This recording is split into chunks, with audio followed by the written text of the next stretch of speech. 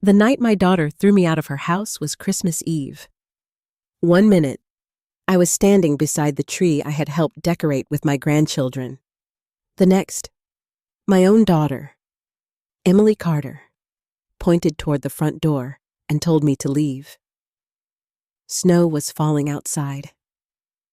My suitcase sat at my feet. My heart felt heavier than either. "You've always cared more about money than family," she snapped. Then she slammed the door in my face. I stood alone in the freezing darkness, wondering how the little girl I once carried in my arms had become a stranger. What Emily didn't know was that by sunrise, her entire world would begin to unravel. And it wouldn't be because of me.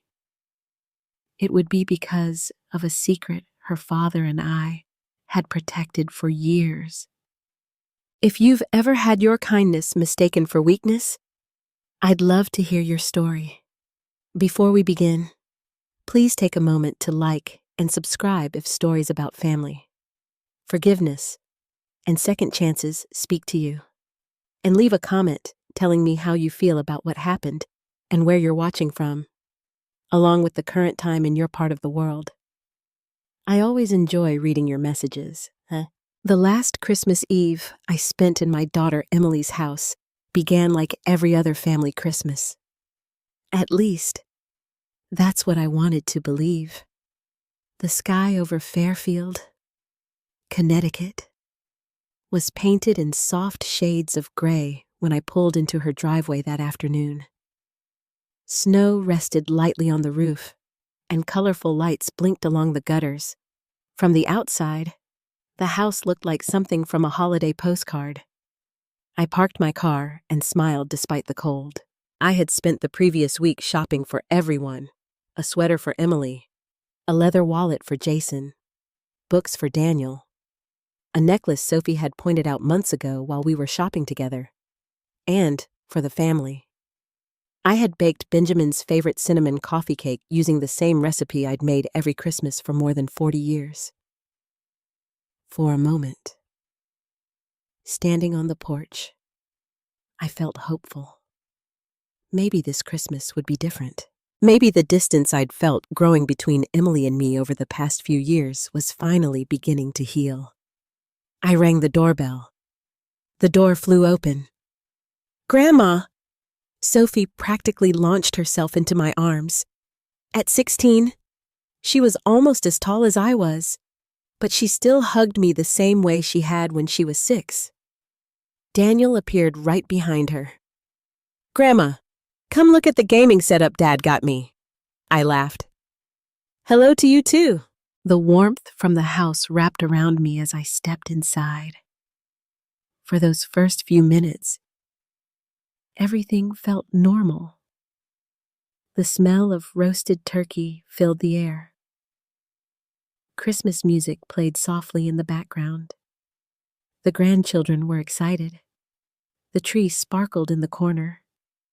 Then Emily appeared. "Hi, Mom." She gave me a quick hug. Too quick. Too formal. It felt less like a daughter greeting her mother and more like a business associate greeting a client. I noticed it immediately. Emily had always worn her emotions openly when she was younger. Now her smile seemed carefully rehearsed. "You're late," she said. I glanced at the clock. "I arrived 3 minutes ago." She laughed. I was kidding, but somehow it didn't feel like a joke. Jason entered the room carrying a tray of drinks. "There she is," he said warmly. "Christmas can officially begin." His enthusiasm felt almost exaggerated. Over the years, I had learned something important. When people suddenly became much nicer than usual, they often wanted something. Jason handed me a glass of wine. "How have you been, Grace?" "Doing well. Still volunteering at the library. Twice a week." That's wonderful. His smile remained fixed. Emily watched us from across the room. Something about the exchange felt strange. I couldn't explain it, but I felt it. The same uneasy feeling I'd experienced during a meeting with Robert Mitchell 2 weeks earlier. My attorney had worked with Benjamin and me for more than 25 years. He wasn't the kind of man who worried unnecessarily, yet that afternoon, he had looked unusually serious. "Grace," he had said, sliding a folder across his desk. "I think you should pay closer attention to some recent requests coming from Emily and Jason." I remembered frowning. What kind of requests? Financial requests. I hadn't wanted to hear it. No mother wants to believe her child sees her as a source of money. But Robert had insisted. Just be careful. At the time, I thought he was overreacting. Standing in Emily's living room now, I wasn't so sure. Dinner was served around 6. Everyone gathered around the long dining table. The grandchildren chatted happily. Jason poured wine. Emily carved the turkey. On the surface, it looked like a perfect family gathering. Yet beneath it, tension quietly simmered. I noticed Emily checking her phone repeatedly. Jason kept exchanging looks with her. Whenever I caught them, they looked away. Halfway through dinner, the conversation shifted, naturally at first, then intentionally. "So, Mom," Emily said casually, "have you thought about downsizing?" I looked up. "Downsizing? Your house is pretty big for one person." I smiled. "I suppose it is." "You could sell it." "I could?" "You'd make a fortune." The comment hung in the air. I took a sip of water. "I've lived there 40 years. Emily shrugged. "Still seems like a waste." I noticed Jason watching carefully, listening, waiting. The grandchildren had gone quiet. They sensed something too. I tried to redirect the conversation. "Sophie, how's school?" Before she could answer, Jason jumped in. "Real estate values are incredible right now." I glanced at him. "Are they?" "Absolutely." Emily nodded. "You've accumulated a lot of assets over the years, huh?" There it was again. Money, assets, property. Not memories. Not family. Not Christmas. Money. A strange sadness settled in my chest. Benjamin and I had worked hard for decades. We'd built a comfortable life. But we had always viewed money as a tool, never as the purpose of life itself. Lately, Emily seemed unable to see the difference. The conversation continued. Jason mentioned investments. Emily brought up retirement planning. Then inheritance taxes. Every topic somehow found its way back to finances. I began noticing details I'd ignored before. The designer handbag hanging beside Emily's chair. The luxury watches Jason rotated every few months. The expensive renovations they'd recently completed. The lavish vacations displayed across social media.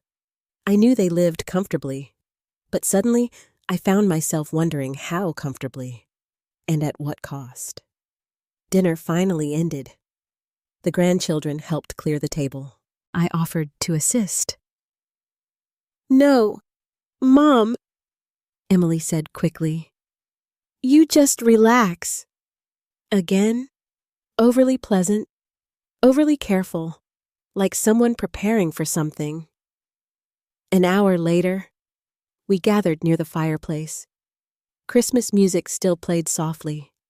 Snow continued falling outside. The grandchildren sat on the floor watching a holiday movie. For a brief moment, peace returned. Then I noticed Jason disappear into his office. A few minutes later, he came back carrying a large manila envelope. My stomach tightened. He sat beside Emily. Neither of them spoke immediately. Instead, they exchanged a glance. A silent conversation. A decision already made. I suddenly remembered Robert's warning. Be careful. Jason placed the envelope on the coffee table. Right in front of me. Emily folded her hands together. Her smile looked forced. Mom, she said softly, there's actually something we'd like to discuss with you tonight. Every instinct in my body told me that Christmas dinner had never been the real reason I was invited. The room suddenly felt smaller, the air heavier. I looked down at the envelope, then back at my daughter, and for the first time that evening, I saw not the little girl I had raised. I saw a woman who had come to Christmas with a plan that involved me, and whatever was inside that envelope. For several seconds, nobody spoke. The Christmas movie continued playing quietly in the background. Colored lights from the tree reflected across the living room walls. Somewhere outside, the wind pushed snow against the windows. Yet all my attention remained fixed on the manila envelope sitting on the coffee table. I looked at Emily, then at Jason, then back at the envelope. What is it? I asked. Jason leaned forward. Nothing complicated. Whenever someone says that, it usually means the opposite. Emily forced another smile. We just wanted to discuss some future planning. Future planning. That phrase sounded carefully chosen. Robert's warning echoed in my mind. Pay attention to any financial requests. I reached for the envelope. The moment my fingers touched it, I noticed both Emily and Jason watching me closely. Too closely. As if everything depended on what happened next. I opened it. Inside were several legal documents. At first glance, they looked professional. Multiple pages, official formatting, legal language, signatures, notary sections, the kind of paperwork most people would skim through without thinking. But Benjamin had taught me something years ago. Never sign anything you don't fully understand, especially when family is involved. I began reading. The room grew noticeably quieter. Even Sophie glanced up from her movie. The first page referenced the Holloway Family Trust. The second page outlined changes to administrative authority. The third page transferred certain oversight responsibilities. I continued turning pages. Slowly, carefully. The deeper I read, the more uneasy I became. Certain phrases stood out. Exclusive control. Permanent authority. Independent financial discretion. My stomach tightened. This wasn't routine planning. This was a transfer of power. A very significant one. I looked up. Why would this be necessary? Emily's smile disappeared slightly. It just makes things easier. Easier for whom? For everyone. That wasn't an answer. I returned to the documents. Several pages later, I found a section that immediately concerned me. Under the proposed changes, Emily would gain nearly complete authority over certain trust assets. My authority would effectively disappear. Even more troubling. Some protective restrictions Benjamin and I had personally approved years earlier would be removed. That made no sense. None at all.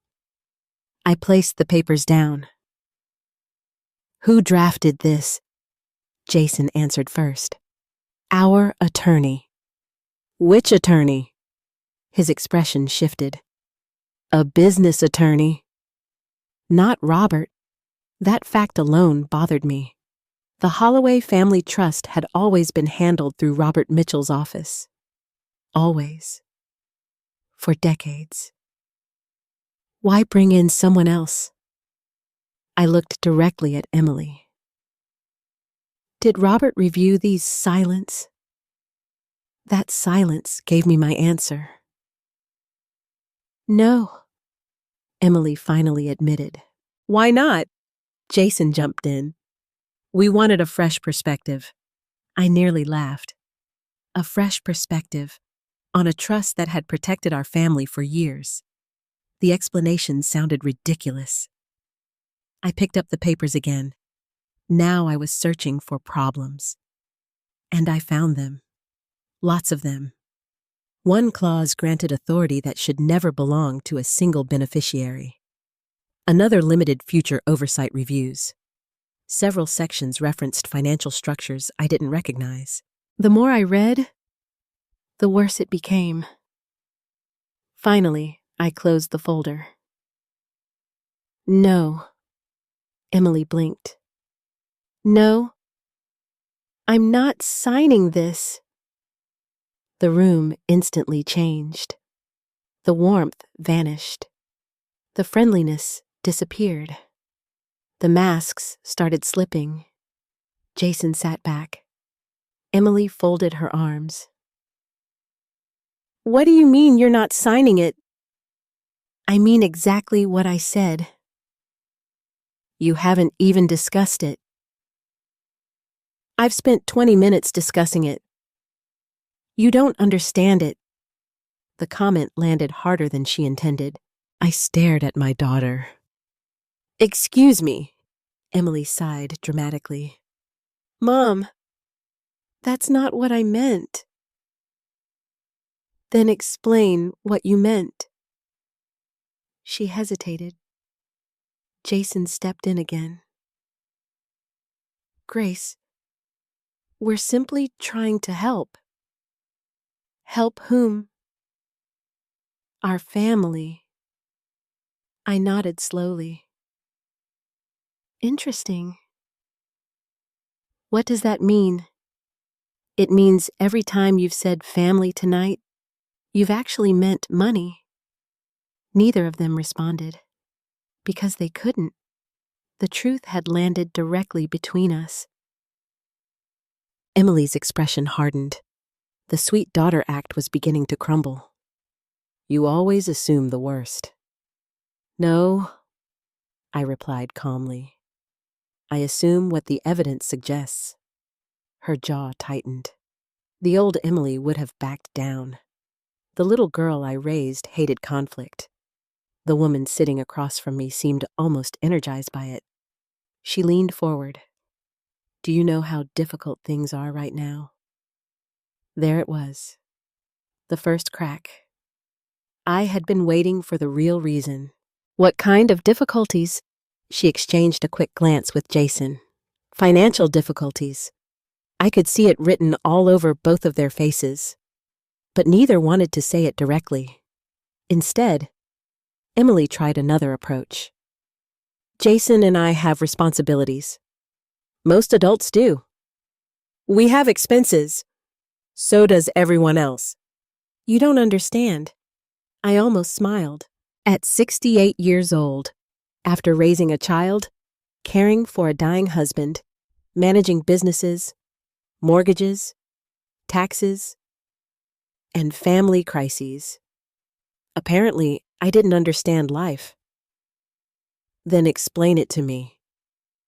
Her patience was disappearing. You sit alone in that big house. The attack surprised me. You have money you'll never spend. I felt Sophie glance toward us. Daniel looked uncomfortable. The conversation was no longer private. But Emily didn't seem to care. You have investments, thus. She pointed toward the folder. You have assets. Another point. You have control over money that could help your family. Now we were finally being honest. I folded my hands. And there it is.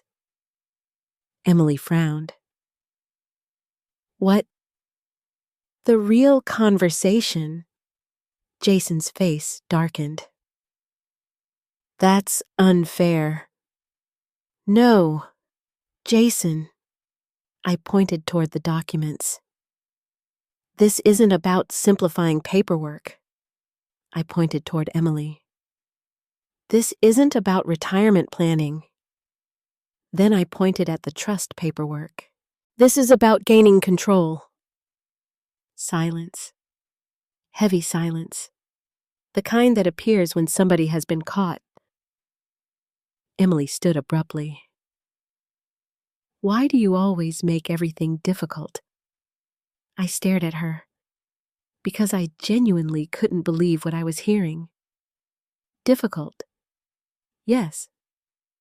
I'm difficult because I read before signing. You don't trust me. The statement hurt. Not because it was true, because it came from my daughter. Trust wasn't the issue. The documents were. Trust is earned. Emily. Her eyes narrowed. So, after everything I've done for you, I almost laughed at the absurdity. Everything she'd done for me, I had spent decades helping her. College tuition, wedding expenses, a down payment on her first house, emergency loans, childcare, support during every crisis. Yet somehow, tonight, she sounded like the victim. Jason leaned forward again. Grace, we're asking for one signature. No. Why? Because something isn't right. Emily slammed her hand onto the coffee table. The sudden noise startled everyone. Even Sophie jumped. You never support me. The accusation echoed through the room. I looked at my daughter, really looked at her, and for the first time, I saw desperation beneath the anger. Not frustration, not disappointment, desperation. Something was very wrong, much worse than they had admitted. What aren't you telling me? I asked quietly. Emily looked away. Jason answered instead.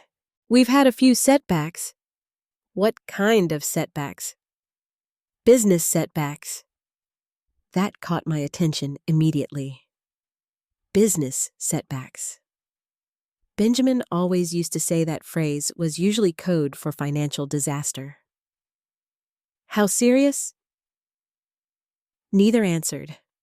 That silence told me everything. Very serious. I felt a cold sensation settle into my chest. Not fear. Understanding. The trust wasn't their goal. The trust was their solution.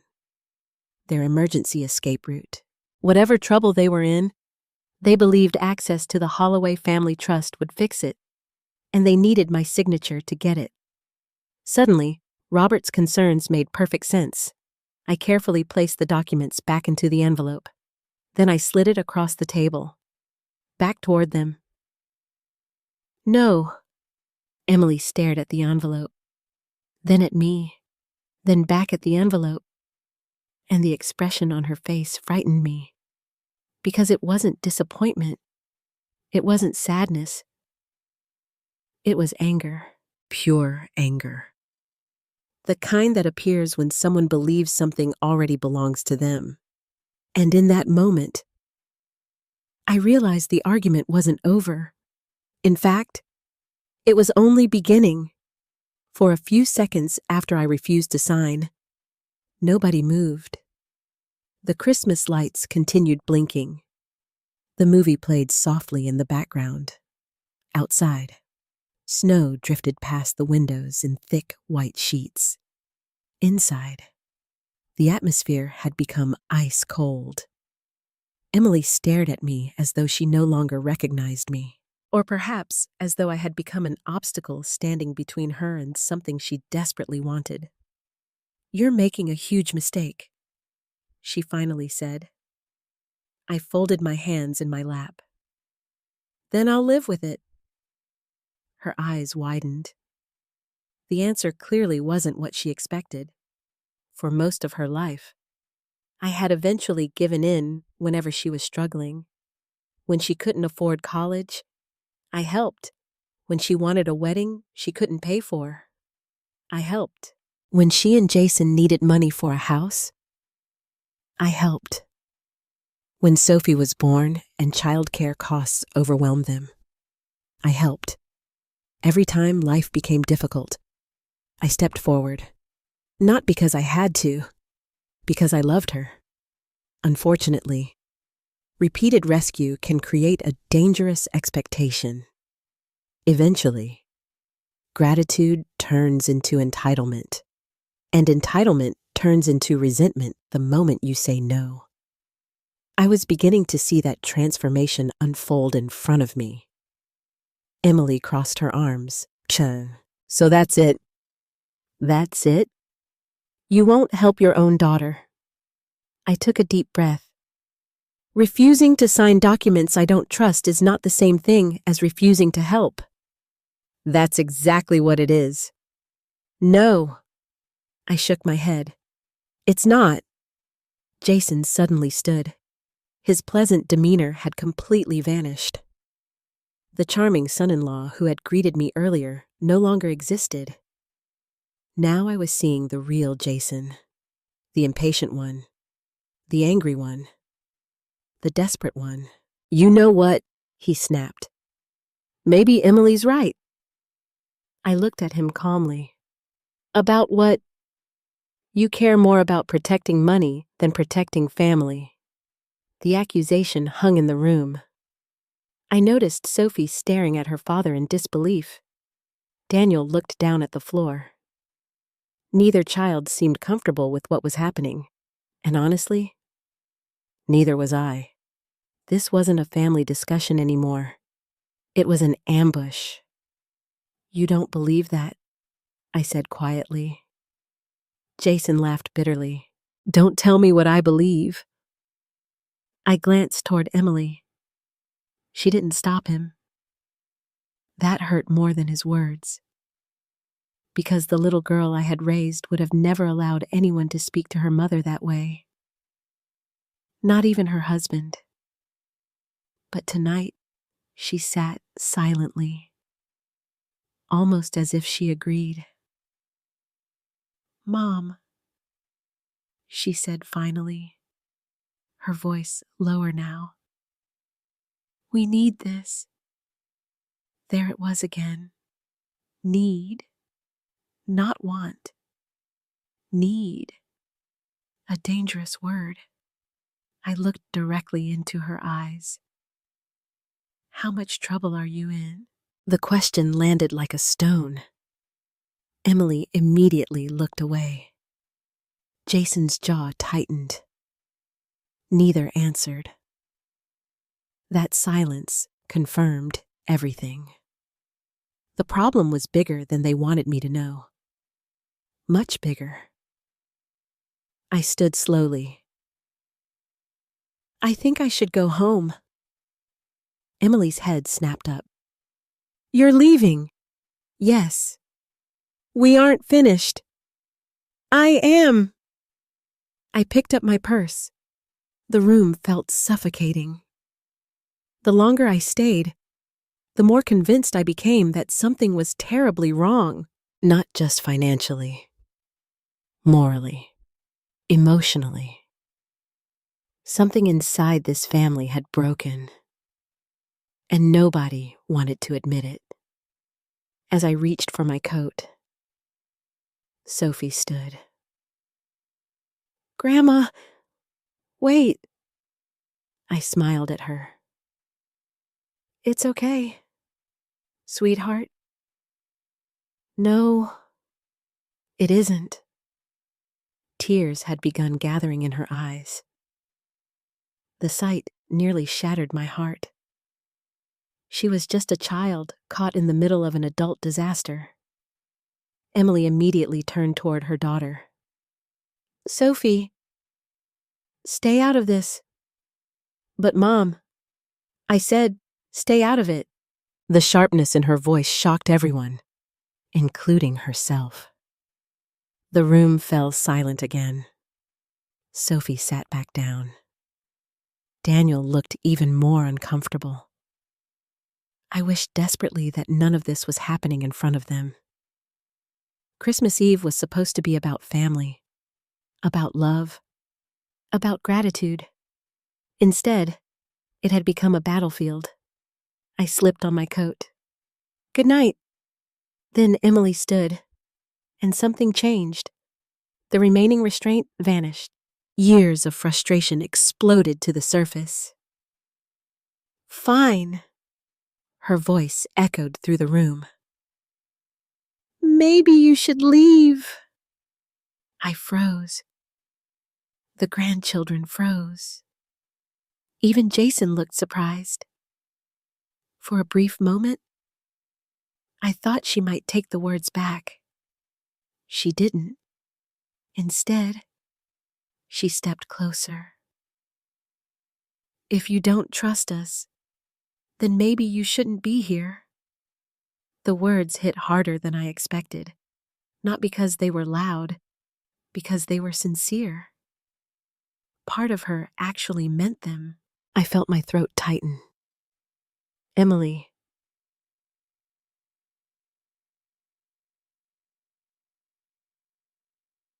"No." She pointed toward the front door. "No more lectures. No more control. No more judging." The tears gathering in my eyes weren't from anger. They were from grief. The kind of grief that comes when someone you love becomes someone you barely recognize. "I am your mother, and I'm 42 years old." The room went silent again. I looked around at the Christmas tree, the presents underneath it, the stockings hanging over the fireplace, the family photographs decorating the walls. There was a picture from Sophie's first birthday, another from Daniel's baseball championship, a family vacation from years ago. Smiling faces, happy memories, a family that once felt unbreakable. Now everything felt fragile. One wrong word away from collapse. Sophie suddenly stood again. "Mom, stop." Emily didn't look at her. "Go upstairs." "I'm not going upstairs." "Sophie." "No." Tears streamed down her face now. "Grandma didn't do anything wrong." The statement hung heavily in the room. Emily closed her eyes. For a moment, I saw conflict on her face. Guilt, pain, doubt. Then it disappeared, replaced once again by anger. "Enough." She pointed toward the door. "Leave." The word felt like a punch. Leave. Not "let's talk tomorrow." Not "let's cool down." Not "please go home." Leave. I stared at my daughter, waiting, hoping, giving her one final opportunity to reconsider. It never came. Jason looked away. The grandchildren cried silently, and Emily stood rigidly beside the front door, waiting for me to walk through it. So I did. Because sometimes dignity requires leaving places where you are no longer welcome, even when that place is your daughter's home. The cold air hit my face immediately. Snow swirled around me. My breath formed white clouds in the darkness. Behind me, I heard the front door slam shut. The sound echoed through the quiet neighborhood. I stood frozen on the porch. Not from the weather, from heartbreak. For a few seconds, I simply stared at the closed door. A door I had walked through hundreds of times. A door that had once opened with hugs, with laughter, with family. Now it had been shut in my face. I slowly picked up my small suitcase. A neighbor across the street peeked through a curtain. Another porch light switched on nearby. People had heard the argument. They knew something had happened. Humiliation washed over me, but not as strongly as sadness. I pulled out my phone. My fingers trembled. Not from the cold, from emotion. I opened my messages, then selected one contact, Robert Mitchell. Without hesitation, I typed, "Robert, it happened tonight. Please proceed exactly as Benjamin instructed if this situation ever occurred. Call me tomorrow morning." I stared at the message, then pressed send. A few seconds later, the screen showed delivered. I slipped the phone back into my purse. What Emily didn't know was that Benjamin and I had spent years preparing for the possibility that someone might someday try to misuse the trust. We had hoped that day would never come, especially not involving our own daughter. But some protections had already been put in place long ago, protections that could no longer be ignored. A taxi arrived 15 minutes later. As I climbed into the back seat, I looked one last time at the house, at the glowing Christmas lights, at the home where my family was still gathered. Without me, I wiped away a tear, then quietly gave the driver my address. And as the taxi pulled away into the snowy night, I had no idea that by sunrise, Emily's life would begin changing in ways she never imagined. I barely slept after returning home that night. The house felt unusually quiet. For more than 40 years, Christmas Eve had always ended the same way. Family laughter, phone calls, wrapping paper scattered across the living room. Benjamin sitting in his favorite chair, pretending not to fall asleep during holiday movies, even after his death 6 years earlier. I had continued many of those traditions, but this Christmas Eve was different. I sat alone at my kitchen table long after midnight, staring out the window as snow continued falling across the yard. My tea had gone cold. My thoughts had not. Again and again, I replayed the moment Emily pointed toward the door. Leave. The word hurt because it wasn't spoken in anger alone. It came from entitlement, from expectation, from years of believing she deserved access to things that were never hers to control. Around 1 a.m, I found myself standing in front of the old oak cabinet in my study. For several moments, I simply stared at it. Then I unlocked the bottom drawer. Inside sat a black leather binder. Benjamin's binder. The binder that contained copies of the original Holloway family trust. I carefully lifted it onto my desk. Running my fingers across the worn cover brought back a flood of memories. Benjamin had been gone for 6 years. Yet sometimes it still felt as though he had only stepped into another room. He had always been the practical one, the planner, the protector, the person who looked 5 steps ahead while everyone else focused on the present, including me, especially me. I opened the binder, and suddenly I was transported back nearly 12 years. Back to the day Benjamin first suggested creating the trust. At the time, I thought he was being overly cautious. We had worked hard our entire lives. Benjamin had built a successful manufacturing company. I had helped manage the business finances while raising Emily.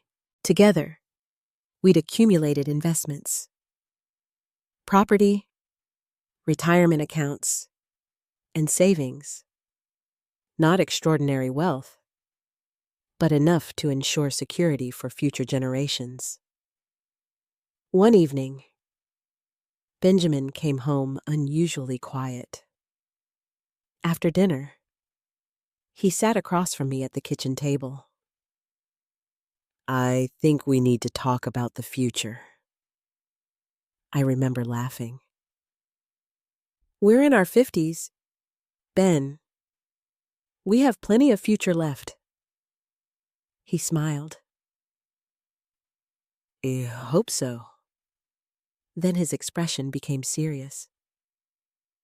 "I'm worried about Emily." At the time, Emily was 30 years old, recently married, bright, successful, ambitious. I didn't understand his concern. "What about her?" Benjamin hesitated, then chose his words carefully. "She thinks money solves everything." I immediately defended our daughter. "She's young. She's 30. She's still learning." He nodded. "Maybe." Then he showed me something I hadn't known. Over the following months, Emily had accumulated significant credit card debt. Nothing catastrophic, but enough to raise questions. Expensive purchases, luxury vacations, designer items, a lifestyle growing faster than her income. I remember feeling shocked. Not because of the spending itself, but because she'd hidden it. Benjamin sighed. "I love her. I know. I would do anything for her." "So would I." His eyes softened. "That's exactly why we need protections." Protections. At the time, the word felt harsh. Today, it feels wise. Over the following year, Benjamin and I worked closely with Robert Mitchell. The result became the Holloway Family Trust. Its purpose was simple: protect family assets, provide financial stability for future generations, prevent reckless decisions from destroying decades of work, and ensure that no single person could gain complete control, especially during moments of financial desperation. Benjamin insisted on that last part, repeatedly.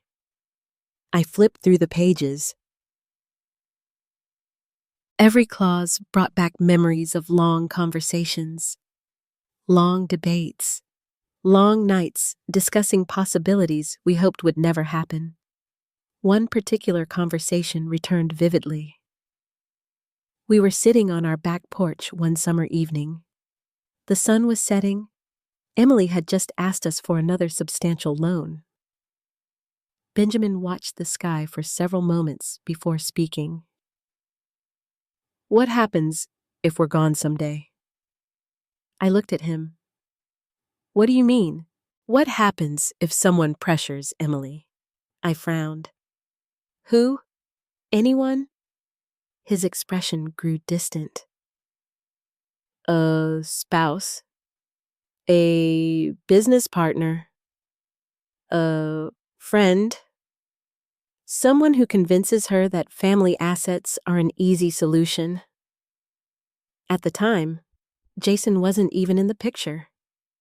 Yet Benjamin's concern proved remarkably accurate.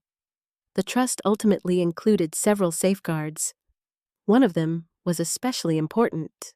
If there were credible signs that trust assets were being misused, or that someone attempted to gain improper control, the trustee had authority to trigger a protective review. During that review, access to certain funds could be temporarily restricted. Investigations could begin. Transactions could be frozen. Benjamin called it the emergency brake. I called it excessive. Robert called it smart. Now, years later, I understood why. I turned another page. There it was. The exact provision. The same one Robert and I had discussed quietly several months earlier. Because concerns had already begun surfacing. Small concerns at first. Odd requests. Strange financial inquiries. Unusual urgency from Emily and Jason regarding trust documents. Then, more recently, requests became increasingly aggressive. They wanted information, access, authority, control. Things beneficiaries normally didn't ask for. Robert had noticed. I had ignored it. Until Christmas Eve. Until the documents. Until the pressure. Until the accusations. Until my daughter threw me out of her house. Suddenly, every warning sign made sense. My phone buzzed. The sound startled me. I looked at the screen. A text message from Robert. Sent at 6:17 a.m. Are you awake? I immediately called him. He answered on the first ring. Grace? His voice sounded calm, professional, prepared. As expected, he said. I closed my eyes. You've already started. Yes. Neither of us needed to explain further. He continued. The protective review has officially been activated. I felt sadness more than satisfaction. This wasn't revenge. It never had been. It was damage control. Family damage control. Robert. I hesitated, then asked the question that had been haunting me all night. Did Benjamin ever think it would come to this? Silence filled the line. When Robert finally answered, his voice softened. No. The answer hurt, because it confirmed what I already knew. Benjamin had prepared for this possibility, but he never truly believed Emily would become the reason those protections were needed. Neither had I. Robert continued. Grace, there's something else. My stomach tightened. What? We've reviewed some recent activity. His tone had changed. More serious now. Much more serious. Several transactions concern us. I sat upright. What kind of transactions? We're still gathering documentation. That wasn't like Robert. Normally, he shared details immediately. The hesitation worried me. Robert. Another pause. Then he spoke carefully. We believe someone may have been accessing funds in ways that violate trust guidelines. A chill moved through me. What are you saying? We don't know everything yet, but we know enough to continue. I stared at the binder lying open on my desk. The morning sun was beginning to rise outside. Christmas morning, a day that should have been filled with family breakfasts and grandchildren opening presents. Instead, I was discussing investigations. Lawyers, financial irregularities, and my own daughter. "How bad is it?" I asked quietly. Robert exhaled slowly. "I don't know yet." Then he added the words that stayed with me all day. "But I think we're about to find out." I ended the call several minutes later, then sat alone in silence, looking at the trust, looking at Benjamin's handwriting in the margins, looking at protections created years ago out of love, not distrust.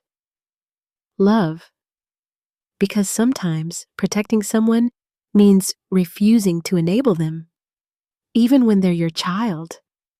And somewhere across town, Emily was about to discover that the safeguards her father created were no longer just words on paper. They were now in motion. Christmas morning began very differently for Emily Carter. At 7:30, she woke up expecting another picture-perfect holiday, the kind she always posted online: matching pajamas, beautiful gifts, family photos beside the tree, coffee in festive mugs, a carefully curated image of success. Instead, she woke up to panic. The first sign appeared when she reached for her phone. Several notifications were waiting. At first, she ignored them. She assumed they were holiday messages.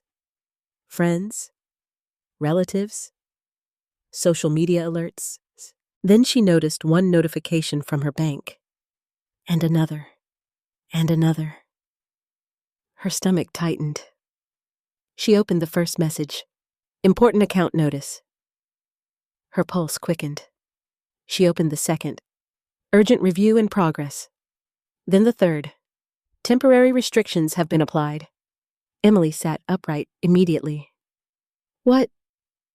Beside her, Jason stirred. "What is it?" She stared at the screen. "I don't know." A cold feeling spread through her chest. Quickly, she opened her banking app. Loading, loading, loading. Then an error message appeared. Account access unavailable. She blinked. Tried again. Same message. A third attempt. Same result. Jason. His eyes opened. "What?" "I can't access the account." Now he sat up. "What do you mean?" "I mean, I can't access the account." The irritation in her voice was beginning to transform into fear. Jason grabbed his phone. Seconds later, his expression changed too. "That's strange." "What?" "My login isn't working either." The room suddenly felt much smaller. Emily climbed out of bed. "This has to be some kind of mistake." "It probably is." But Jason didn't sound convinced. The confidence he usually carried seemed noticeably weaker. Emily hurried downstairs. The Christmas tree glowed softly in the living room. Wrapped presents sat untouched beneath it. Normally, she would have been excited. Today, she barely noticed them. She opened her laptop, logged into the bank website. Nothing. Same restriction notice. Now genuine panic was beginning to set in. Her breathing quickened. "What is happening?" Jason entered the room. He was already dialing customer service. The call lasted nearly 20 minutes. Emily watched him pace. Every minute seemed to make him more agitated. Finally, he hung up. "What did they say?" Jason rubbed his forehead. "They can't discuss details." "What?" "They said the account is under review." Emily stared at him. Review for what? They wouldn't say. That's ridiculous. I know. No. Actually, they didn't know. Neither of them knew, and that uncertainty was terrifying. The grandchildren came downstairs a few minutes later. Sophie immediately sensed something was wrong. Mom! Emily forced a smile. Everything's fine. It was a terrible lie. Everyone could see it. Even 13-year-old Daniel looked worried. Are we opening presents? He asked. Later, the disappointment on his face was immediate. Christmas morning traditions were being replaced by crisis management. Emily didn't care. Not anymore. She was already making more calls. The next shock arrived shortly before 9 o'clock. A text message appeared from her mortgage company. Payment issue detected. Contact lender immediately. Her blood ran cold. No. Jason looked up. What now? She handed him the phone. He read the message, then went pale, because they both knew something important. The mortgage payment wasn't due for several more days, but the payment system was automated. The money should already have been available. Instead, the account had been flagged, restricted, frozen. Whatever was happening wasn't affecting one account. It was affecting everything. Emily immediately called the lender. The conversation only made things worse. By the time she hung up, her hands were shaking. They can't process the payment. Jason stared. What? The funds are inaccessible. Silence. A horrible silence. For the first time all morning, neither of them spoke, because they were both thinking the same thing. This wasn't a technical glitch. This was something bigger. Much bigger. Then another realization hit Emily. The trust. Her heart skipped. Immediately, she thought about the previous evening, about Grace, about the argument, about the documents, about being told no. She didn't want to believe there was a connection. Yet the timing felt impossible to ignore. No. Jason looked at her. What? Mom. His eyes narrowed. What about her? Emily stood abruptly. This happened because of her. Jason didn't answer immediately, which told her everything. Because he was already considering the same possibility. You think she did this? What else makes sense? Jason paced again. His jaw clenched. His frustration was growing. But beneath it, Emily saw something else. Fear. Real fear. The kind she'd rarely seen from him. That scared her more than the frozen accounts. Jason wasn't easily rattled. If he was afraid, the situation was serious. Very serious. Emily immediately called Grace. The call went to voicemail. She hung up. Called again. Voicemail. Again. Voicemail. Her frustration exploded. Answer your phone! Sophie looked up from the couch. Mom. What? The teenager hesitated, then spoke quietly. Maybe Grandma doesn't want to talk right now.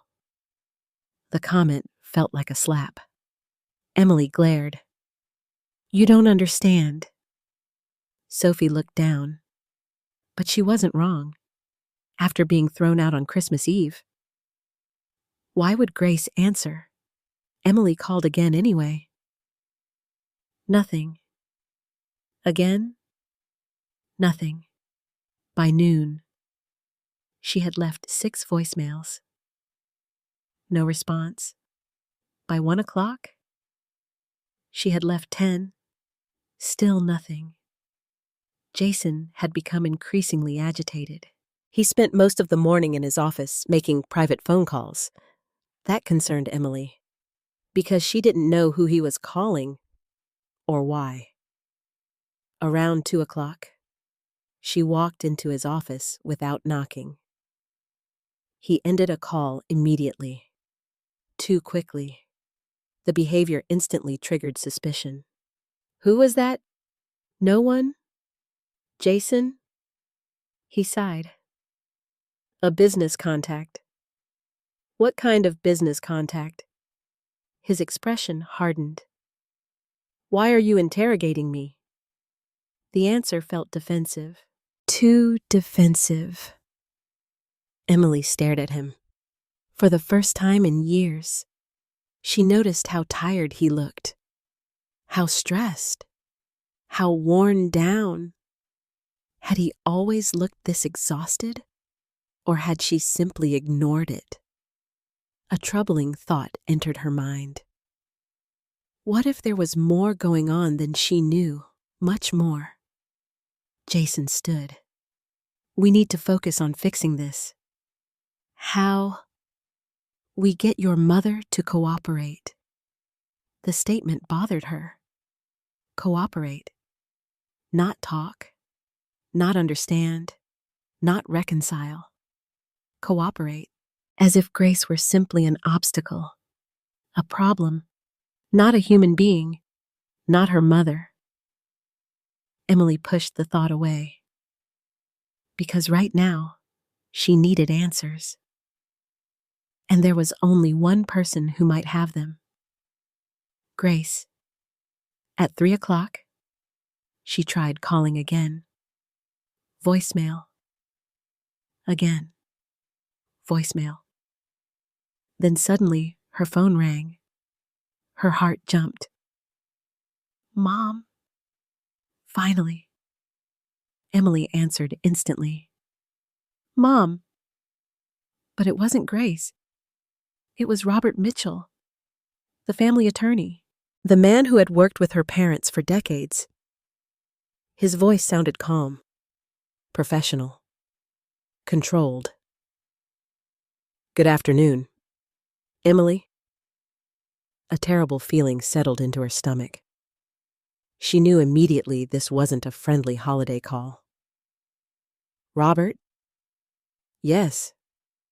What is this about? A brief pause followed. Then he spoke. The Holloway Family Trust. Emily closed her eyes. Of course. The trust? Yes. What about it? Another pause. Long enough to make her nervous. Then Robert delivered the words that changed everything. Effective this morning, a protective financial review has been initiated. Emily felt the room spin slightly.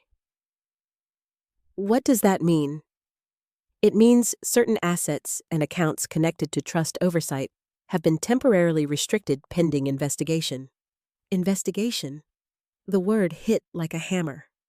What investigation? Robert's voice remained calm. The kind we hope reveals no serious problems. Hope, not certainty. Hope. That frightened her. Because suddenly, Emily realized something. This wasn't punishment. This wasn't revenge. This was procedure. Something had triggered it. Something serious. And Robert sounded far more concerned than angry. Before she could ask another question, he added one final sentence. A sentence that would haunt her for the rest of the day. Emily, I strongly suggest you gather all financial records involving trust-related funds. Her mouth went dry. Why? Silence. Then, because I believe we're going to need them. For the first time in many years, Emily Carter was afraid. Not embarrassed, not frustrated, afraid. After her conversation with Robert Mitchell ended, she sat motionless at the kitchen table. The Christmas gifts remained unopened. The turkey she'd prepared the day before sat untouched in the refrigerator. Outside, snow continued to fall gently. Inside, panic was growing. Jason paced across the room. What exactly did Robert say? Emily rubbed her temples. He said there's an investigation. Jason stopped walking. What kind of investigation? He didn't explain. That's impossible. Well, he did. Jason muttered something under his breath. Something she couldn't hear. Or perhaps something he didn't want her to hear. Lately, she had begun noticing things. Little things. Things she'd ignored before. Secretive phone calls. Late-night meetings. Unexplained stress. Unexpected mood swings. At the time, she'd assumed he was dealing with ordinary business pressures. Now she wasn't so sure. Jason. What? She looked directly at him. Is there something you're not telling me? His reaction came too quickly. No. The answer felt rehearsed. Automatic. Defensive. And that frightened her. Because for the first time, she wasn't sure she believed him. A silence settled between them. Uncomfortable. Heavy. Dangerous. Eventually, Jason picked up his phone again. I'm going to make some calls. Emily watched him disappear into his office. Then she looked around the house. Really looked. And suddenly, she began seeing things differently. The grand staircase, the expensive furniture, the custom kitchen, the luxury SUV parked outside, the designer clothes hanging in her closet. For years, she had viewed these things as proof of success, proof that she'd built a good life, proof that she'd made it. But now, a troubling question appeared. How much of it was actually hers? And how much had been financed by money she never truly earned? The thought refused to leave. Hours later, after Jason disappeared into another private call, Emily found herself wandering into the living room. Family photos covered one wall. Her eyes stopped on a picture taken 15 years earlier. It showed her standing beside Grace. Both of them smiling. Both of them happy. The image hurt because she remembered that day clearly. It was the day she'd received the keys to her first home. A home she couldn't have purchased without her mother's help. At the time, she had cried with gratitude. Thank you, Mom. She could still hear herself saying it. Grace had smiled. You don't have to thank me. But Emily had. Back then. Before gratitude slowly transformed into expectation. She sank into a chair, and memories began surfacing, one after another. Her college tuition, paid largely by her parents. Her wedding. Benjamin and Grace had covered nearly half the expenses. The down payment on the first house, a substantial gift. The financial assistance after Daniel was born. Another gift, the emergency loan when Jason's first business struggled. Another gift, the childcare, the vacations, the support, the advice, the countless times Grace stepped in whenever life became difficult. Emily had always viewed those moments as proof that her parents loved her, which was true. But somewhere along the way, she'd started believing something else. That help would always come, no matter what. That Grace would always say yes, no matter what. And perhaps that's why hearing no felt so unbearable. A sudden realization hit her. She hadn't been angry because Grace refused to sign. She'd been angry because Grace broke a pattern Emily had come to depend on. The realization made her uncomfortable. Very uncomfortable. A knock on the living room doorway interrupted her thoughts. Sophie stood there, arms crossed, expression serious. "Can we talk?" Emily forced a smile. "Of course." Sophie didn't smile back. That alone felt unusual. "What happened with Grandma?"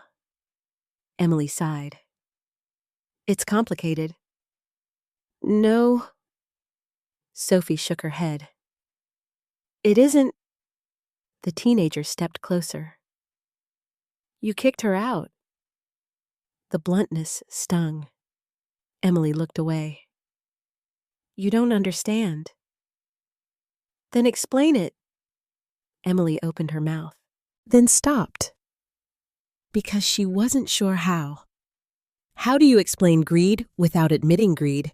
How do you explain entitlement without admitting entitlement? How do you explain a lifetime of small, selfish choices that eventually lead to one terrible decision? You can't. Not honestly, Sophie continued. Grandma was crying. The words pierced her. I know. Why did you do that? Emily felt shame creeping into her chest, a feeling she had spent years avoiding. Things got out of hand. Grandma didn't deserve that. No, she didn't. The truth was becoming harder to ignore. Sophie wiped at her eyes. I called her this morning.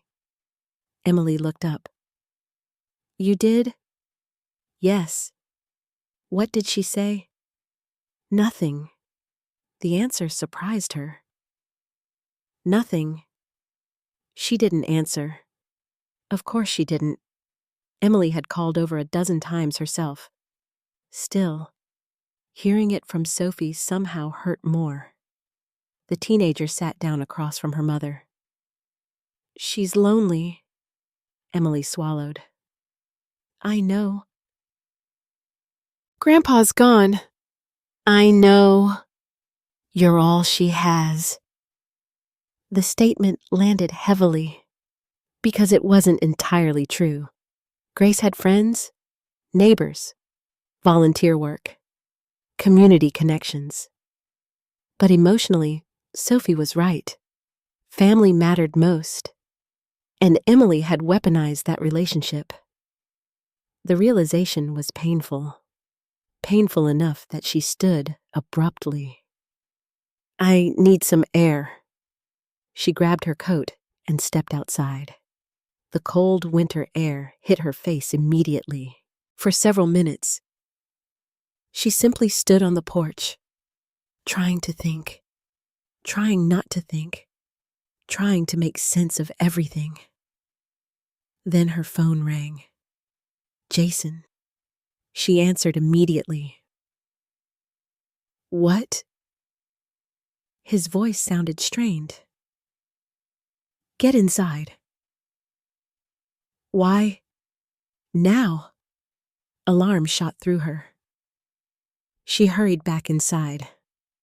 Jason was standing in his office, holding several folders. His face had gone pale. What happened? He hesitated. Too long. Much too long.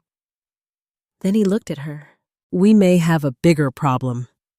Fear gripped her stomach. What kind of problem? Jason opened one of the folders. Financial statements covered the desk. Bank records, investment reports, loan documents. The sight alone made her nervous. What am I looking at? He rubbed his forehead. The business, Emily frowned. What about it? Another hesitation. Then, we've lost more money than I told you. The room suddenly felt cold, colder than the winter air outside. How much more? Jason didn't answer immediately, which terrified her, because only one kind of number requires hesitation. A very bad one. Finally, he spoke. Several million. Emily stared, certain she'd heard wrong. What? Jason looked away. Several $1,000,000. The words echoed in her mind. Impossible. Unthinkable. Yet his expression told her it was true. And in that moment, dozens of things suddenly made sense. The pressure, the documents, the urgency, the desperation, the argument, the Christmas Eve confrontation. It had never been about convenience. It had never been about simplifying paperwork. Jason needed access to the trust because he was drowning. And now Emily was beginning to realize just how deep the water really was. 3 days after Christmas, Robert Mitchell officially began the process that would change everything. For Emily, those 3 days felt like 3 months. The frozen accounts remained inaccessible. Calls to banks led nowhere. Financial institutions repeated the same carefully worded responses. Under review. Restricted access. Pending authorization. No one provided real answers. No one explained exactly what was happening. And every passing day increased the pressure. The mortgage issue remained unresolved. Several automatic payments failed. Credit cards stopped working. Even routine expenses became complicated. For the first time in years, Emily was forced to confront a reality she had never expected. Money could disappear. Security could disappear. Control could disappear. And perhaps most frightening of all, her mother wasn't stepping in to save her.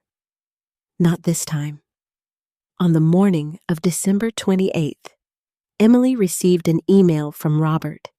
The subject line was simple: Mandatory Trust Review Meeting. Her stomach dropped immediately. The meeting was scheduled for the following afternoon. Attendance required. Documents requested. Financial disclosures required. The language sounded formal. Legal. Serious. She forwarded the email to Jason. His response came almost instantly. We need to prepare. The wording bothered her.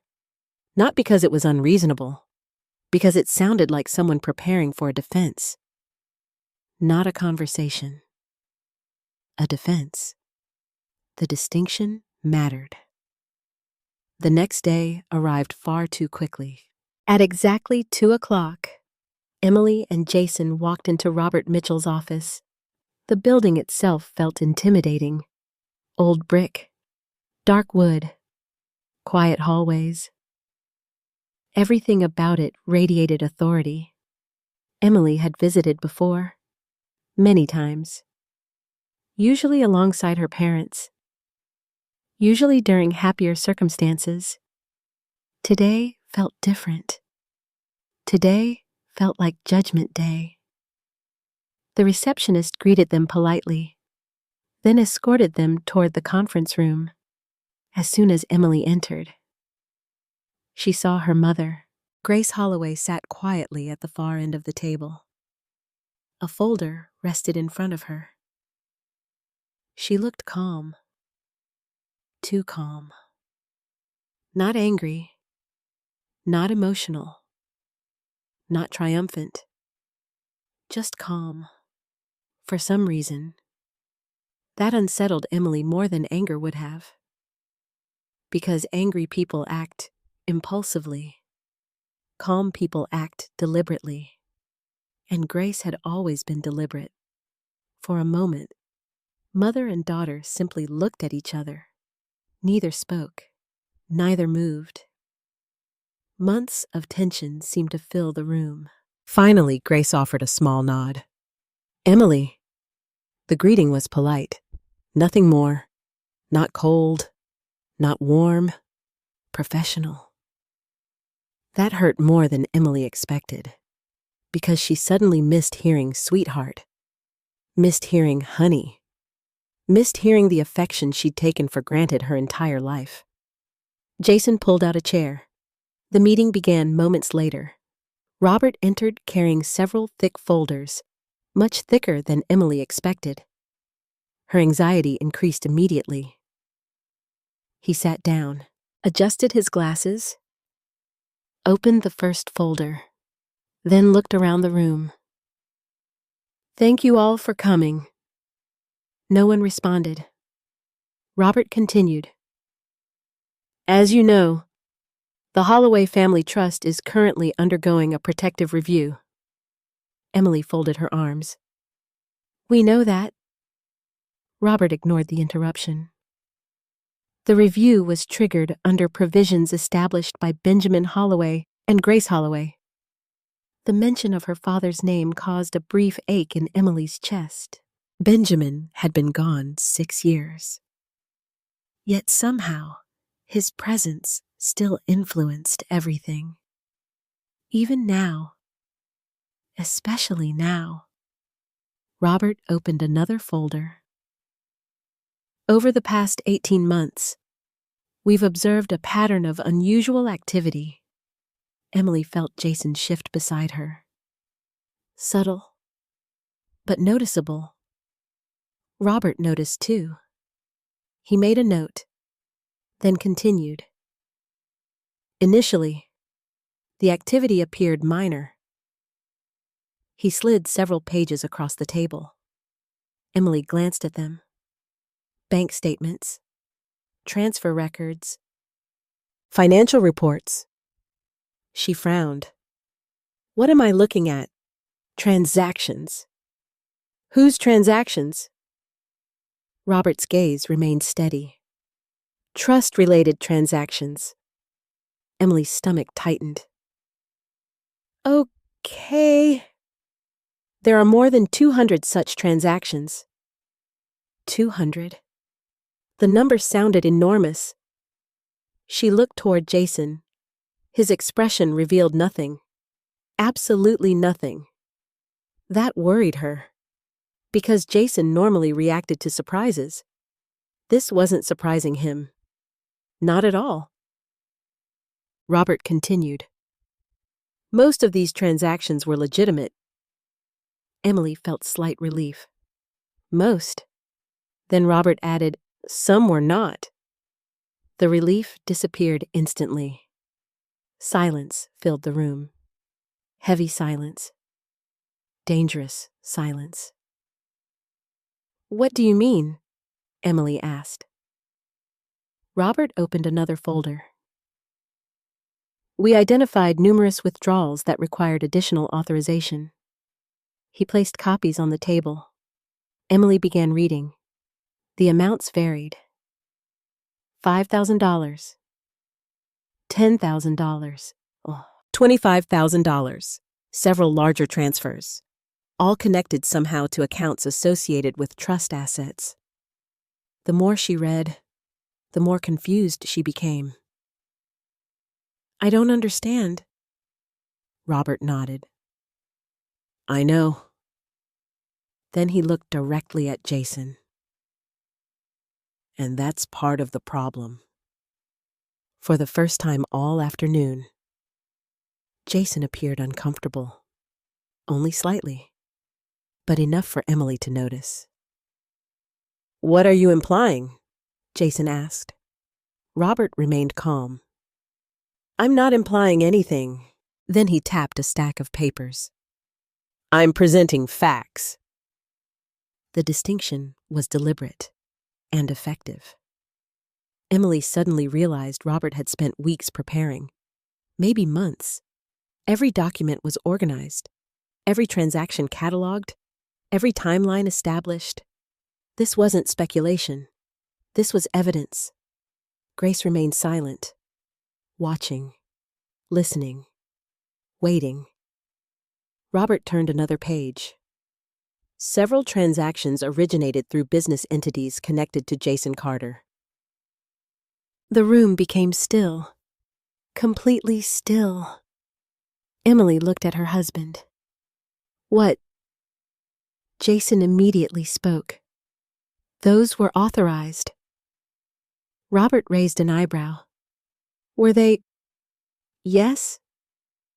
By whom? Jason hesitated, a fraction of a second. But Robert noticed. So did Grace. So did Emily. The hesitation felt significant, dangerously significant. Jason recovered quickly. The transactions were business-related. That's not what I asked. Robert's voice remained calm, professional, unshakable. Who authorized them? Another pause. Emily's pulse quickened. For reasons she couldn't explain. She suddenly wanted Jason to answer immediately, confidently, convincingly. Instead, he looked annoyed, defensive, cornered. And that frightened her. Because innocent people usually explain, guilty people often deflect. Robert opened another folder, then another. More documents appeared, more records, more numbers. The pile kept growing. Emily stared. How much is all this? No one answered immediately. Then Robert spoke. A considerable amount. Her stomach dropped. How much? This time, Grace looked away, as though she already knew the answer. Robert inhaled slowly, then delivered it. Several $1,000,000. The exact same number Jason had admitted days earlier. Several million. Emily felt dizzy. Suddenly, she understood why Robert sounded so concerned. Why the review had been activated. Why the trust protections existed. Why Grace refused to sign. The scale was enormous, far larger than she had imagined. Robert wasn't finished. Not even close. He opened one final folder. Unlike the others, it contained only a few pages. But his expression changed when he touched it. More serious, more cautious, more concerned. What is that? Emily asked. Robert met her eyes. A separate issue. Fear spread through her chest. What separate issue? Nobody answered immediately. Then Robert carefully slid several documents across the table. The moment Emily looked at them, her blood ran cold. Signatures, authorization forms, trust requests, official paperwork. At first glance, they looked normal.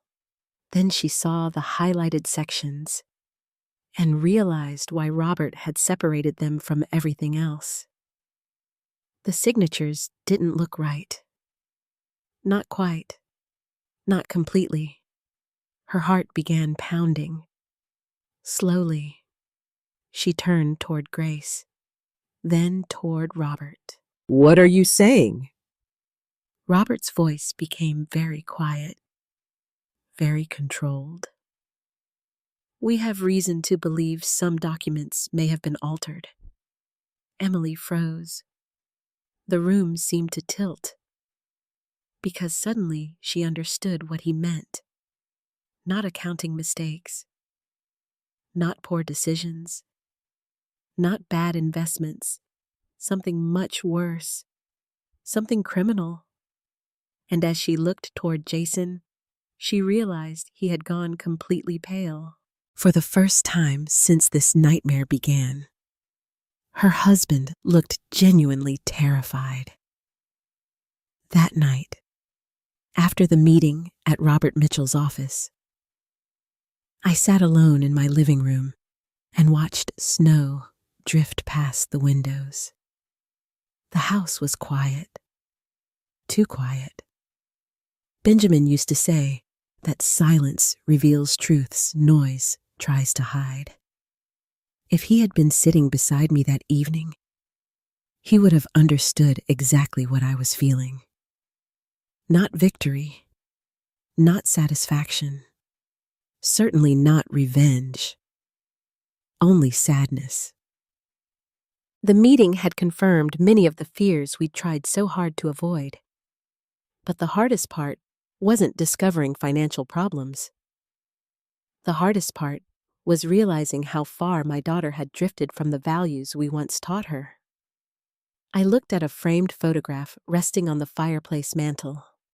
Emily, at age 7, missing 2 front teeth, holding a homemade birthday cake, smiling as if the world belonged to her. I picked up the picture and felt tears gathering in my eyes. How had we ended up here? The answer wasn't simple, because family breakdowns rarely happen all at once. They happen slowly, one compromise at a time, one excuse at a time, one act of enabling at a time. And if I was honest with myself, I wasn't completely innocent. For years, I had protected Emily from consequences. Not because she demanded it, because I loved her. Unfortunately, love without boundaries can become dangerous. As I sat there, memories began returning, one after another, each one showing a piece of the puzzle I hadn't wanted to see. The first memory took me back nearly 20 years. Emily was 22 and halfway through college. One afternoon, she called me crying. "Mom, I made a mistake." My heart immediately raced. What happened? She had accumulated thousands of dollars in credit card debt, designer clothes, weekend trips, shopping sprees, things she couldn't afford. I remember driving across town that same day. She sat in a coffee shop, terrified. "I'll pay it back." I believed her. Benjamin wasn't happy. "You should let her fix this herself." I shook my head. "She's scared. So she learns. She's our daughter." In the end, we paid the debt. Every dollar. At the time, I thought I was helping. Looking back, perhaps I was teaching the wrong lesson. The next memory arrived only a few years later. Emily wanted an extravagant wedding, a beautiful venue, a live band, designer decorations, luxury catering, far beyond her budget. Benjamin suggested scaling back. Emily cried. I hated seeing her disappointed. So, once again, I stepped in. Another check, another rescue, another opportunity for her to avoid hearing the word no. Then came the house. She and Jason had been married less than 2 years. The home they wanted was considerably more expensive than the one they could afford. I remember sitting at our kitchen table reviewing numbers. The math didn't work. Not even close. Benjamin pointed that out immediately. Yet Emily insisted everything would be fine. Jason assured us his business would grow rapidly. Neither prediction proved accurate. Still, I helped. A substantial down payment. Enough to make the purchase possible. I can still remember Emily hugging me. "Thank you, Mom." She meant it. At least she did then. But gratitude has a strange way of fading when generosity becomes routine. Years passed. More requests followed. Emergency repairs, medical expenses, business setbacks, childcare support, vacation loans, temporary financial assistance. Each request sounded reasonable in isolation. Each one felt small compared to the previous sacrifice. But together, they formed a pattern. A pattern I refused to acknowledge, because admitting it meant questioning my role in creating it. I placed the photograph back on the mantel, then walked toward my study. The black trust binder still sat on my desk. Beside it rested several newer folders Robert had provided. One folder contained copies of messages, emails, financial requests, records, documentation. I opened it slowly. The first email was nearly 8 years old. "Mom, we're short this month. Could you help us out?" Then another. "Just until Jason gets the business sorted out." Then another. "We'll pay you back." Most were never repaid. I rarely asked. I told myself family wasn't about keeping score. And perhaps that's true. But boundaries matter. Because without boundaries, generosity becomes expectation. And expectation becomes entitlement. A knock interrupted my thoughts. I looked up. Sophie stood in the doorway. My granddaughter had started visiting more frequently after Christmas. Something about the situation clearly troubled her.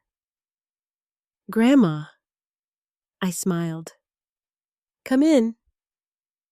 She sat across from me. For a few moments, neither of us spoke. Then she asked the question I knew was coming. "Are you mad at Mom?" I considered my answer carefully, because children often remember words spoken during difficult moments. "I love your mother." Sophie nodded. "That's not what I asked." I almost laughed. She was far too clever for 16. "No," I said softly. "I'm not mad." "Then what are you?" The answer came immediately. Heartbroken. Her eyes filled with sadness. "Do you think she'll ever understand?" I looked toward the window. Snow had begun falling again, slowly, gently, like memories. I don't know. And that was the truth, because understanding requires honesty, and honesty requires courage.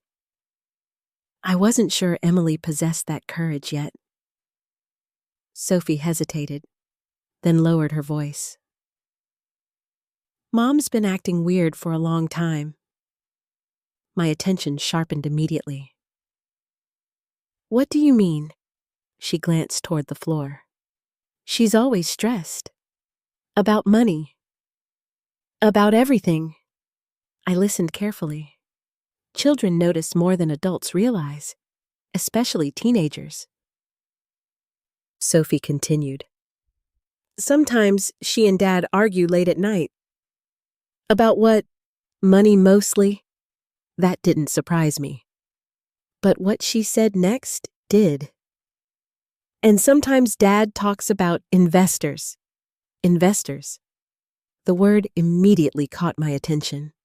I tried to remain calm. "What kind of investors?" She shrugged. "I don't know." Then she frowned. "But one time, I heard him say he needed more money before people started asking questions." A chill moved through me. "What people?" I don't know. She looked genuinely confused. And Dad stopped talking when he saw me. I leaned back slowly. The information bothered me. A lot. Because it aligned with concerns Robert had recently mentioned. Concerns he hadn't fully explained yet. I changed the subject. Sophie didn't need to be dragged deeper into adult problems. After she left, I sat quietly for a long time, thinking, remembering, connecting pieces. Eventually, my phone buzzed. A text from Robert. Call me when you're available. Immediately. The wording alone made my stomach tighten. I dialed his number. He answered instantly. Grace? His voice sounded serious. Very serious. What happened? A long pause followed. Then he spoke. We found another transaction. My pulse quickened. What kind of transaction? One we weren't previously aware of. I gripped the phone tighter. How large? Another pause.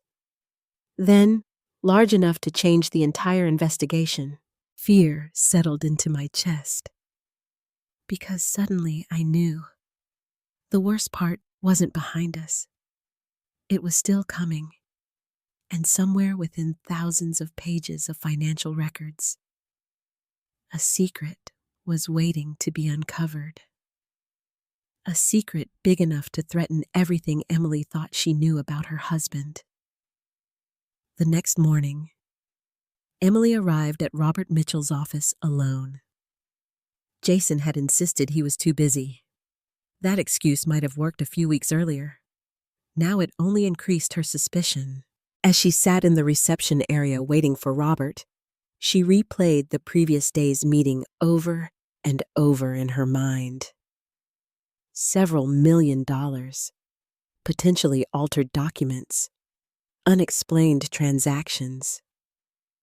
Every road seemed to lead back to Jason, and for the first time in her marriage, she wasn't sure she trusted him. The realization felt terrifying because trust had always been the foundation of their relationship, or at least she had believed it was. Robert greeted her personally. His expression was professional, but not unfriendly. Emily. Robert. Come in? She followed him into his office. Unlike the conference room, this space felt more personal. Photographs, bookshelves, family pictures, decades of legal experience framed on the walls. Robert closed the door, then sat down. For several moments, neither spoke. Finally, Emily broke the silence. You said there was another transaction. Robert studied her carefully, as though trying to determine whether she was ready for the truth. What I'm about to show you is confidential. Emily nodded. I understand. I mean, completely confidential. I understand. Robert opened a folder. A single document rested inside. He slid it across the desk. Emily looked down. The name at the top immediately caught her attention. Carter Strategic Ventures, LLC. Jason's company. Her stomach tightened. What is this? A transfer record. From where? Robert folded his hands. The Holloway Family Trust. Emily stared. Several seconds passed. Then she looked again. The amount made her heart stop. $1,850,000. Nearly $2 million. Her hands began trembling. No. Robert remained silent. This can't be right. I'm afraid it is. She looked again. The transfer date appeared 18 months earlier. A year and a half. Jason had hidden this for a year and a half. Her pulse pounded in her ears. How? Robert sighed. That's the question we're investigating. Emily stared at the page. Nearly $2 million. Gone. Moved. Transferred. Without her knowledge. Or at least without her full understanding. The distinction suddenly mattered. Because fragments of memory were beginning to return. Conversations. Documents. Quick signatures. Jason saying things like, "It's just paperwork. It's routine. Nothing important." How many times had she signed something without reading it? Too many. Far too many. Robert opened another file. This wasn't the only transfer. The words hit her like a physical blow. There are more. Several. Emily closed her eyes. Her entire body felt numb. For years, she had believed their financial problems were temporary. Manageable. Recoverable. Now she was beginning to understand the truth. They hadn't been surviving. They'd been sinking, and Jason had been hiding the depth of the water. Robert continued. We've spent the past week tracing transactions. Emily swallowed hard. And many of them lead back to one place. She already knew the answer. Jason. Still, hearing it out loud felt devastating. His business. Robert nodded. Yes. Silence filled the room. Emily thought about the company. Jason had started it with enormous confidence. He talked constantly about growth, expansion, future opportunities, investors, innovation. Whenever problems arose, he always had an explanation, a temporary setback, a delayed contract, a difficult quarter. The future was always brighter. The turnaround was always just around the corner. Now Emily wondered if any of it had been true. How bad is it? Robert hesitated. That hesitation terrified her, because she was beginning to understand something. Every time someone hesitated before answering, the truth was worse than expected. Finally, he spoke. The company has been operating at a loss for years. Emily felt sick. Years. Yes. But Jason said, I know what Jason said. The interruption wasn't rude. It was sympathetic, which somehow made it worse, because Robert sounded like a man delivering news he'd hoped never to deliver. He opened another document, then another. Financial reports, debt records, loan agreements, missed obligations. Emily's eyes moved across the pages. The numbers seemed unreal. How had she not known? The answer came immediately. Because she hadn't wanted to know. She had enjoyed the lifestyle, the vacations, the house, the luxury, the image. As long as appearances remained intact, she rarely asked difficult questions. Now she was paying the price. Robert leaned forward. Emily. She looked up. I need to ask you something. What? Did Jason ever discuss private investors with you? Immediately, she remembered Sophie's comment. Investors. The word returned like an echo. Why? Robert didn't answer directly. Instead, he handed her another page. The moment she saw it, her stomach dropped. A list of creditors, private lenders, business obligations. Several names she didn't recognize. Others she vaguely remembered hearing Jason mention. The total amount owed was staggering, far larger than she imagined. "Oh my God." Robert nodded slowly. "That's essentially what we said." Emily stared at the document. Everything was beginning to make sense. The desperation on Christmas Eve, the pressure, the urgency, the demand for control over the trust. Jason hadn't wanted more money. He needed more money. Desperately. Without it, his entire business empire would collapse. And perhaps much more. A terrible thought entered her mind. What happens if he can't pay? Robert's expression darkened. That depends. On what? The creditors. The answer sent chills through her. Because it wasn't reassuring. Not even close. She looked down again. Then noticed something else. One of the transfer records carried an unfamiliar account number. What is this? Robert glanced at the page. His expression changed immediately. More serious. More cautious. Emily noticed. What? He leaned back. We haven't finished investigating that account. Why? Robert hesitated, then carefully chose his words. Because it doesn't appear to belong to the company. Emily frowned. What does that mean? It means nearly $600,000 was transferred somewhere else. The room seemed to spin. Where? We don't know yet. A cold sensation spread through her chest. Because suddenly a possibility appeared. A possibility she desperately wanted to reject. What are you saying? Robert looked directly into her eyes.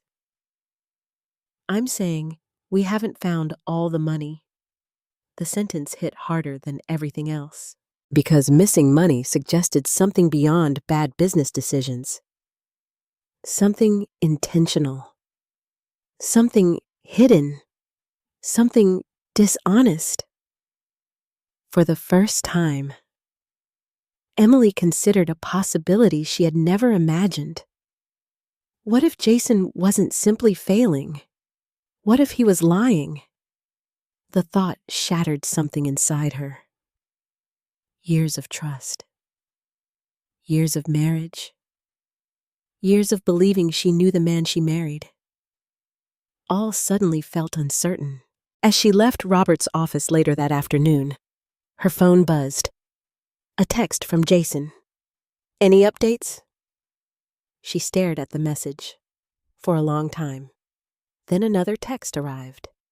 Did Robert tell you anything? Then another. Call me. The urgency felt different now. Not loving. Not concerned. Desperate. And for the first time, Emily wondered whether Jason wasn't worried about protecting her. Maybe he was worried about protecting himself. That evening, she returned home.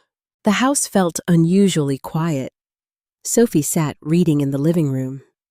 Daniel played video games upstairs. Normal life continued. At least on the surface. Emily walked into her bedroom, opened Jason's desk drawer, and began searching.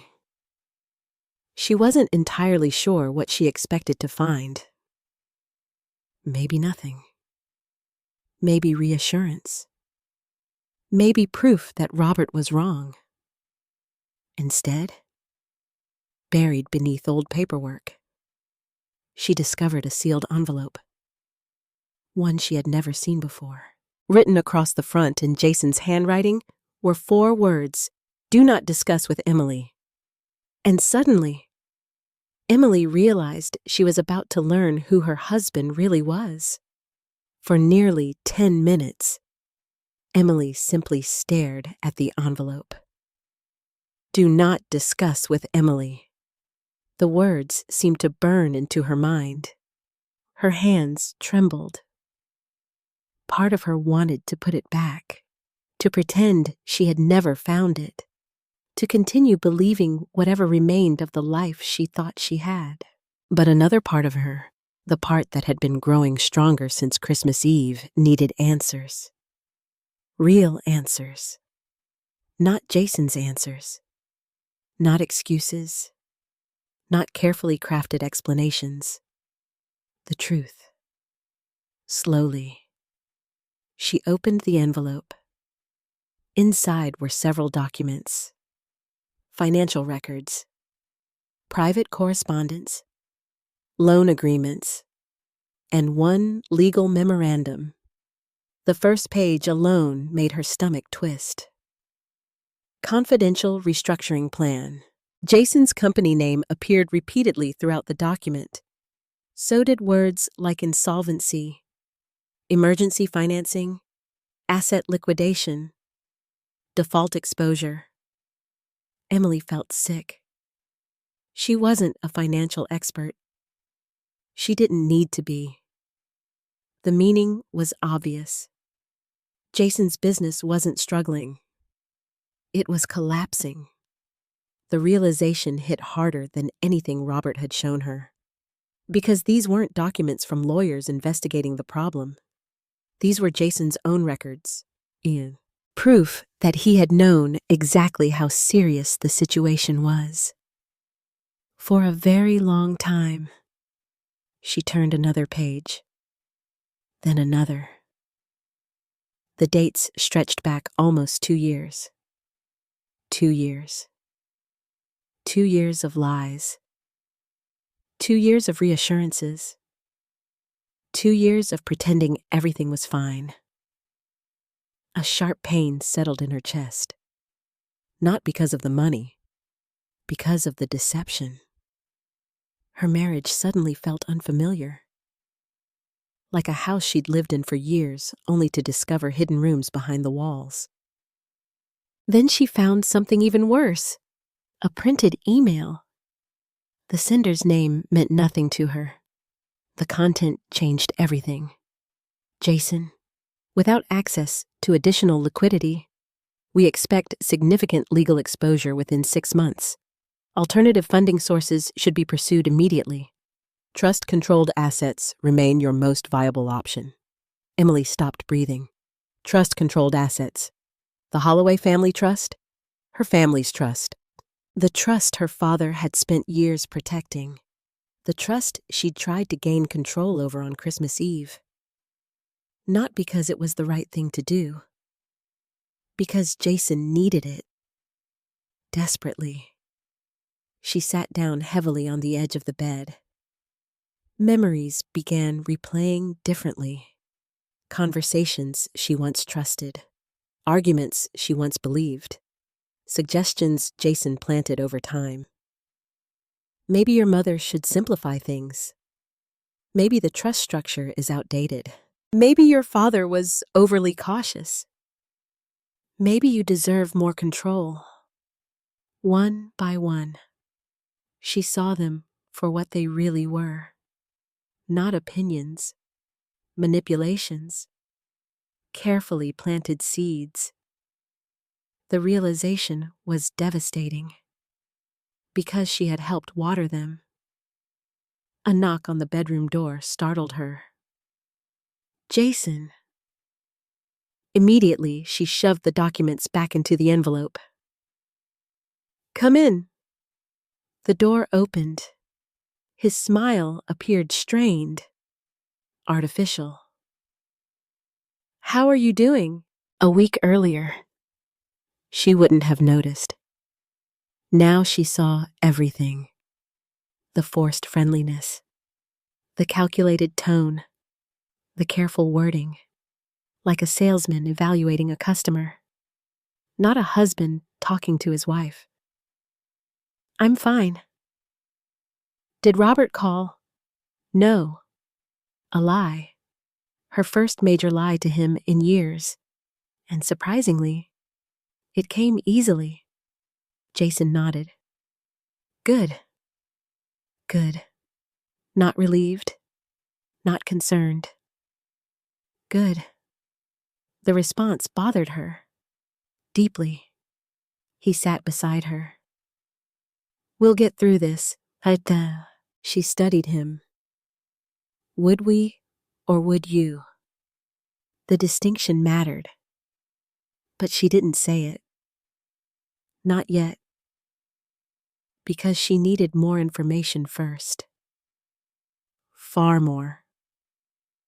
That evening, she called Robert. Can you meet tomorrow?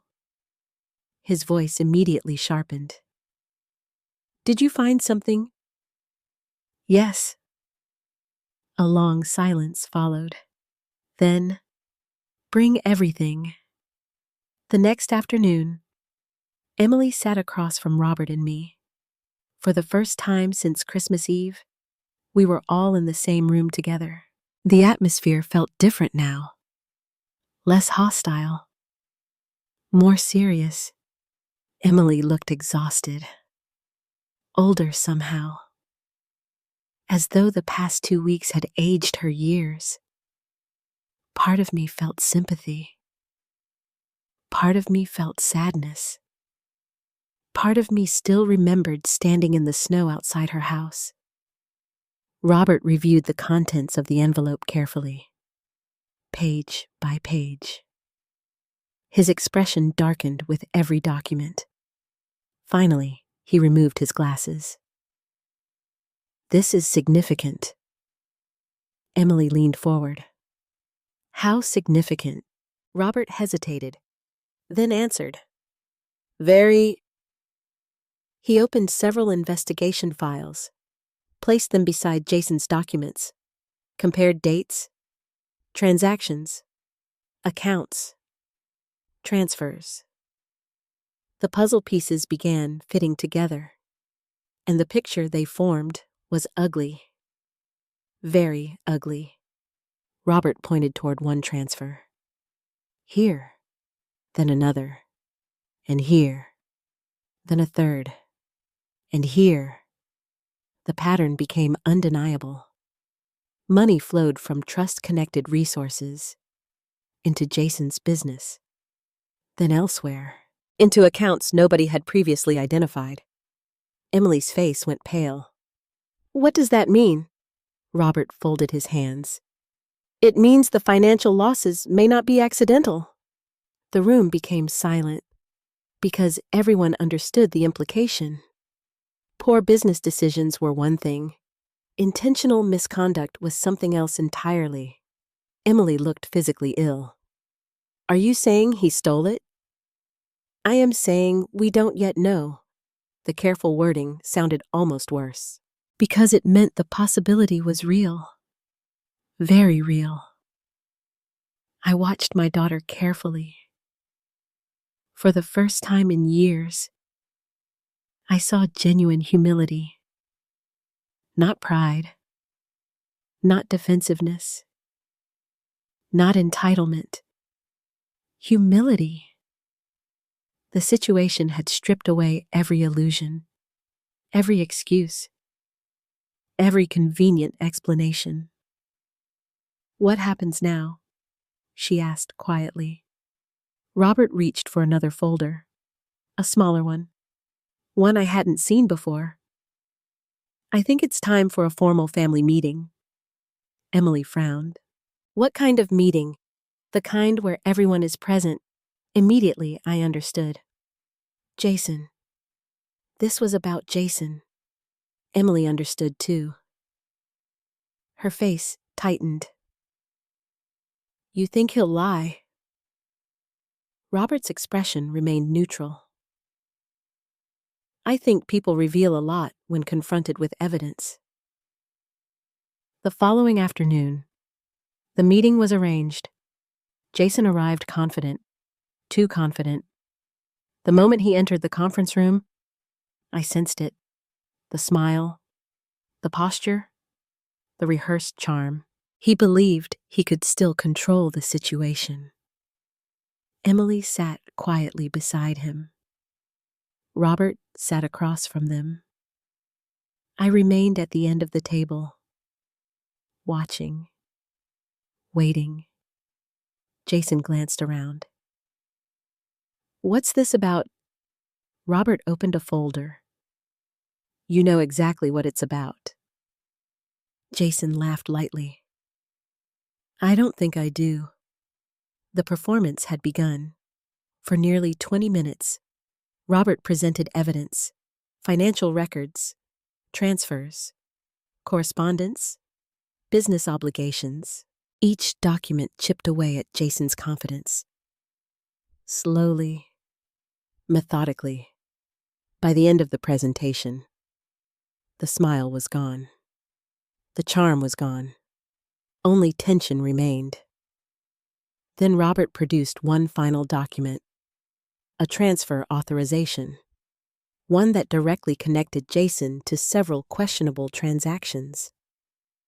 Jason stared at it, his face drained of color. Emily watched him carefully, waiting, hoping, perhaps still praying for an explanation. Instead, Jason did something unexpected. He looked directly at me and smiled, not kindly, not respectfully, coldly. Then he said the words that changed everything. None of this would be happening if Grace had simply signed the papers. The room fell silent, because in that single sentence, Jason had revealed far more than he intended. He wasn't denying anything. He wasn't defending himself. He was blaming me, and for the first time, Emily saw exactly what Robert and I had seen all along. Jason had never viewed the trust as a family responsibility. He viewed it as an escape route, a solution, a source of money he believed should belong to him. The mask was finally slipping, and the worst was still yet to come. The room remained silent after Jason's statement. None of this would be happening if Grace had simply signed the papers. For a moment, nobody moved. Nobody spoke. Because everyone understood what had just happened. Jason had accidentally revealed the truth. Not all of it, but enough. Enough to expose his mindset. Enough to show what truly mattered to him. Enough to make Emily finally see him clearly. She stared at her husband. The man she had defended. The man she had trusted. The man she had chosen over her own mother on Christmas Eve. And suddenly, she felt something she never expected. Embarrassment.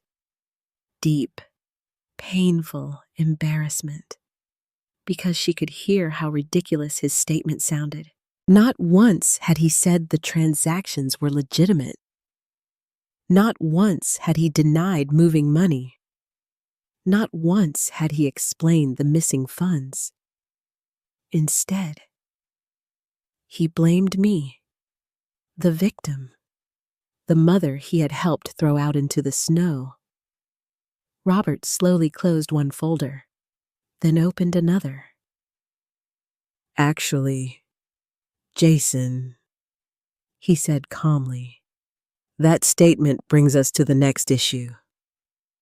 For the first time, uncertainty appeared in Jason's eyes. "What issue?" Robert reached into the folder, then placed a small digital recorder on the conference table. Emily frowned. "What is that?" I recognized it immediately. Robert had asked me for permission to use it earlier that morning. I had agreed, not because I wanted revenge, because the truth mattered. And sometimes, truth requires evidence. Jason looked uneasy. "What exactly are we doing here?" Robert ignored the question. Instead, he pressed a button. A crackle of static filled the room. Then voices emerged. Familiar voices. Very familiar. Emily froze because she immediately recognized them. Her voice. Jason's voice. Christmas Eve. The night everything changed. The recording had been captured through a home security device located near the living room. One Emily herself had forgotten existed. The audio wasn't perfect, but it was clear enough. Everyone listened. Emily's voice echoed through the room. You won't help your own daughter, then mine. Refusing to sign documents I don't trust is not the same thing as refusing to help. The recording continued. Every word, every accusation, every demand. The tension in the room grew heavier with each passing second. Jason shifted uncomfortably. Emily lowered her eyes. Listening to herself was painful. More painful than she expected. Because distance creates perspective, and perspective creates honesty. For the first time, she heard how entitled she sounded, how manipulative, how unfair. Then the recording reached the most important section. Jason's voice became louder, more aggressive. You care more about protecting money than protecting family. Another pause. Then, we only need one signature. One signature. That phrase echoed through the conference room. Again and again. One signature. Not cooperation. Not understanding. Not discussion. One signature. Robert paused the recording. Nobody spoke. The silence felt deafening. Finally, Emily whispered, "Oh my God!" The words barely escaped her lips, but everyone heard them, because she finally understood. Christmas Eve had never been about family. It had never been about reconciliation. It had never been about holiday traditions. It had been a mission, a transaction, an attempt to gain control. And she had willingly participated. Tears formed in her eyes. Not because she was being exposed, because she was exposing herself. The truth was impossible to escape. Robert pressed play again. This time, another section. One that nobody except me and Robert had heard before. The recording captured a conversation after I left the house. A conversation Emily had forgotten.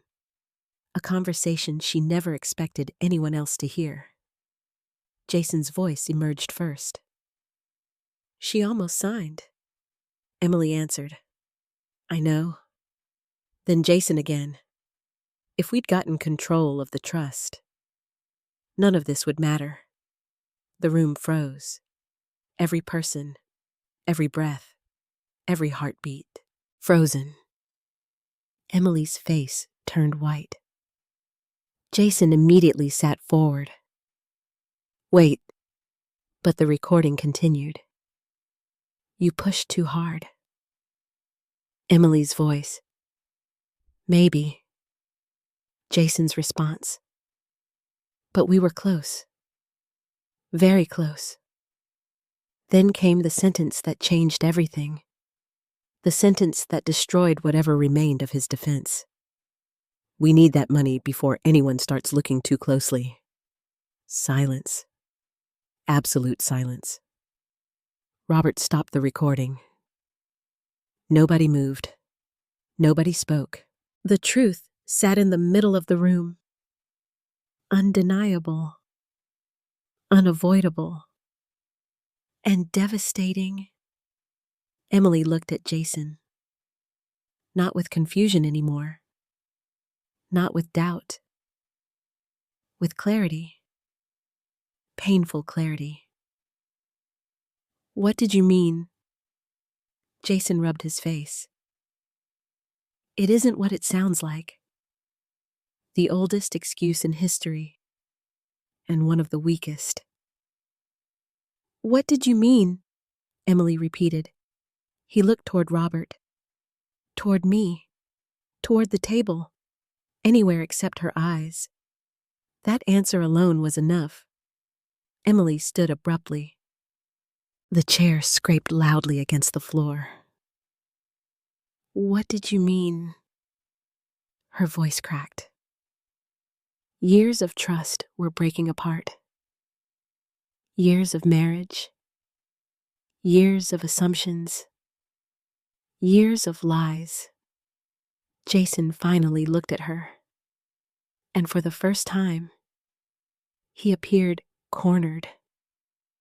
Truly cornered. "I was trying to protect us." The response only made things worse.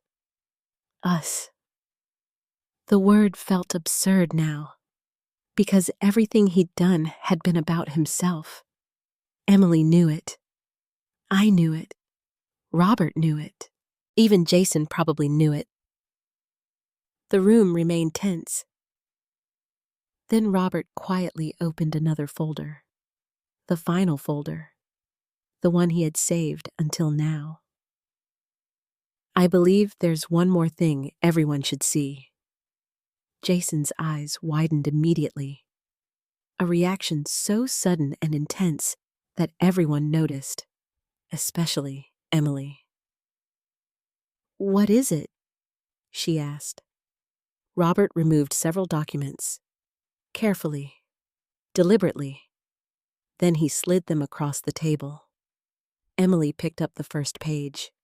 Her hands trembled. At first, she didn't understand what she was seeing. Then, recognition struck. A personal account. Not a business account, not a trust account, a personal account.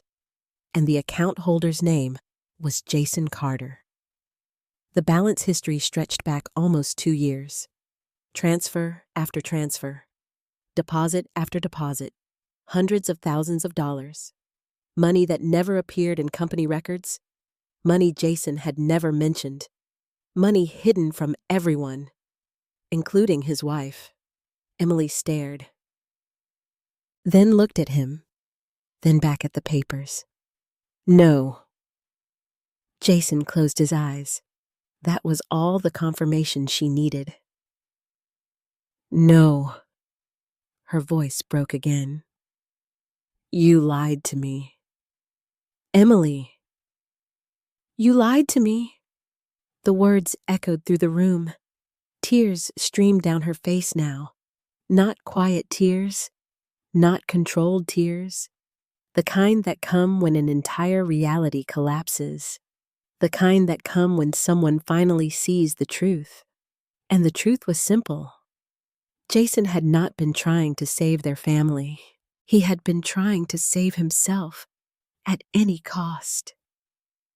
Even if that cost was my trust. Even if that cost Emily's relationship with her mother. Even if that cost the family itself. I watched my daughter carefully, and despite everything that had happened, I didn't feel satisfaction, only sorrow. Because this wasn't the destruction of an enemy. It was the collapse of someone I once welcomed into my family. Someone my daughter loved. Someone my grandchildren called Dad.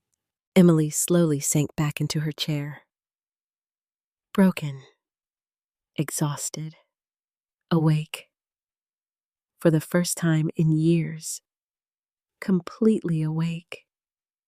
And in that moment, she finally understood something I had learned long ago. The greatest danger isn't a stranger who betrays you. It's the person you trust enough to ignore the warning signs. The meeting ended less than an hour later. Not because there was nothing left to discuss. Because there was too much. Too much betrayal. Too much evidence. Too much truth. Jason left first. Without looking at anyone. Without apologizing. Without attempting to explain further. The moment he walked out of the conference room, Emily remained seated, motionless, staring at the empty chair he had occupied. The chair looked insignificant, ordinary, yet it felt like a symbol of everything she had lost. Her marriage, her certainty, her trust. For a long time, nobody spoke. Finally, Robert gathered the folders. "I think that's enough for today." Emily nodded weakly. She looked exhausted. Not physically, emotionally. The kind of exhaustion that follows a complete collapse of reality. I wanted to say something. Something comforting. Something maternal. But I wasn't sure what. Because the truth was complicated. Emily was a victim. And she wasn't.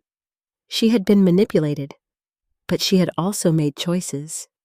She had trusted the wrong person.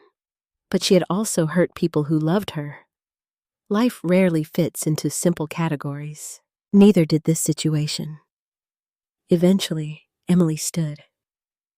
For a brief moment, our eyes met. Neither of us spoke. Then she quietly walked out. The silence she left behind felt heavier than any argument. 3 days later, Jason moved out. Not because Emily asked him to, because he realized the walls were closing in. Investigations continued. Creditors were calling. Lawyers were involved. Questions kept multiplying. And for the first time, charm wasn't enough to solve the problem. Emily later told me the conversation lasted less than 20 minutes. She confronted him with the hidden account, the transfers, the documents, the recording, all of it. Jason denied everything at first, then partially admitted it, then blamed circumstances, then blamed investors, then blamed stress, then blamed her. By the end, he blamed everyone except himself. That was when Emily finally stopped listening. The man she'd spent years defending disappeared before her eyes. Not because he changed, because she finally saw him clearly. When he packed his bags, there was no dramatic fight, no screaming, no tears, only emptiness. The marriage had been dying for a long time. The truth simply removed life support. A week later, divorce attorneys entered the picture. And just like that, 20 years of marriage began unraveling. The financial consequences arrived quickly, much faster than Emily expected. Without unrestricted access to family assets, reality became impossible to ignore. The luxury lifestyle vanished almost overnight. The expensive memberships were canceled. Several subscriptions disappeared. Vacations were abandoned. Future plans evaporated. The house itself became a question mark. For years, Emily had viewed those things as symbols of success. Now she saw them differently. They weren't achievements. They were obligations. Expensive obligations. And many of them had been financed by money that never truly belonged to her. The realization was humiliating. At first, some of her friends offered support, sympathy, encouragement, concern. Then something interesting happened. Many disappeared. Not immediately, gradually. The invitations became less frequent.